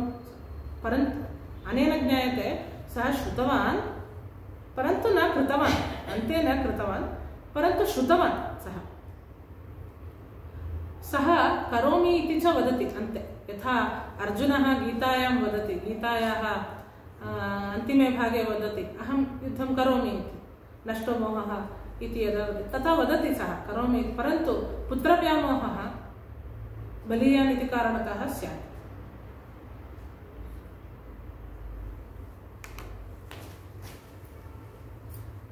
ಅವರು ಪ್ರಶ್ನೆ ಮಾಡಿದ್ದು ಏನು ಅಂತ ಹೇಳಿದ್ರೆ, ಅವನು ಧೃತರಾಷ್ಟ್ರ ವಿದುರ ಎಷ್ಟು ಸತಿ ಹಿಂದೆನೂ ಹೇಳಿದ್ದ, ಎಷ್ಟು ಸತಿ ಹೇಳಿದ್ರು ಕೇಳಲಿಲ್ಲ. ಕೇಳಲ್ಲ ಅಂತ ಹೇಳಿದ್ರೆ ಹೇಳಬೇಕು ಅವನಿಗೆ ಅಂತ ಕೇಳಿದ್ದು. ಅದಕ್ಕೆ ಅವ್ರ ಹತ್ರ ಕೊಟ್ಟಿದ್ದು ಇಲ್ಲ, ಏನಂತ ಹೇಳಿದ್ರೆ ಯಾರು ಪ್ರಶ್ನೆ ಮಾಡಿದ್ರೆ ಕೇಳಬೇಕು ಅಂತಿದೆ, ಯಾರು ಕೇಳಲಿಕ್ಕೆ ಮನಸ್ಸಿಲ್ವೋ ಅವನಿಗೆ ಹೇಳಬಾರ್ದು ಅಂತಂದು ಇದೆ. ಆದರೆ ಇವನು ಕೇಳಿದ್ದಾನೆ ಅಂತ ನಮಗೆ ಮುಂದಿನ ಪರಿಸ್ಥಿತಿಯಲ್ಲಿ ಗೊತ್ತಾಗುತ್ತೆ. ಆಮೇಲೆ ವಿದುರ ಹೇಳಲಿಲ್ಲ ಅಂತ ಹೇಳಿದ್ರೆ ಇಂತಹ ಸಲಹೆಗಾರರ ಸಲಹೆ ಇಲ್ಲದೆ ಇದರಿಂದಾಗಿ ಅವನಿಗೆ ತಪ್ಪು ಮಾಡಿದ ಅಂತೇಳಿ ವಿದುರನಿಂದ ಹೆಸರು ಬರುತ್ತೆ. ಆದ್ರಿಂದಾಗಿ ವಿದುರ ಹೇಳಿದ ಅಂತ ವಿದುರ ಬಿಟ್ಟಿದ್ದು. ನಮಗೆ ಹಿಂದೆ ನನ್ನ ಆಚಾರ್ಯರು ಉಪನ್ಯಾಸದಲ್ಲಿ ಒಂದು ಮಾತು ಹೇಳಿದ್ರು, ಏನಂತ ಹೇಳಿದ್ರೆ ವಿದುರ ಹೇಳ್ತಾನೆ, ನೀನು ಈ ದುಷ್ಟ ಚತುಷ್ಟಯರನ್ನು ಇಟ್ಟುಕೊಂಡು ಏತೇಶು ಐಶ್ವರ್ಯಮಾದಾಯ ಕಥಂತು ಭೂತಿ ಮಿಚ್ಛಿಸಿ, ಇಂತಹ 4 ಜನರ ಪರಿವಾರವನ್ನು ಇಟ್ಟುಕೊಂಡು ಅವರ ಕೈಯಲ್ಲಿ ಆಡಳಿತವನ್ನು ಕೊಟ್ಟು ಅವರ ಕೈಯಲ್ಲಿ ನಿನ್ನ ರಾಜ್ಯದ ಕೋಶವನ್ನು ಕೊಟ್ಟು ನಿನಗೆ ಶ್ರೇಯಸ್ಸಾಗುತ್ತೆ ಅಂತ ಹೇಗೆ ಬಯಸ್ತೀಯ? ಅವನು ಅಂಥ ಪರಿವಾರವನ್ನು ಬಿಟ್ಟು ವಿದುರನನ್ನು ಇಟ್ಕೊಳ್ಬೇಕು. ವಿದುರನಂತಹ ಸ್ನೇಹಿತರಿಗೆ ಸಂಸ್ಕೃತದಲ್ಲಿ ಸುಹೃತ್ ಅಂತ ಕರೀತಾರೆ. ಸುಹೃತ್ ಅಂತ ಹೇಳಿದ್ರೆ ಒಳ್ಳೆಯ ಹೃದಯ ಉಳ್ಳವರು.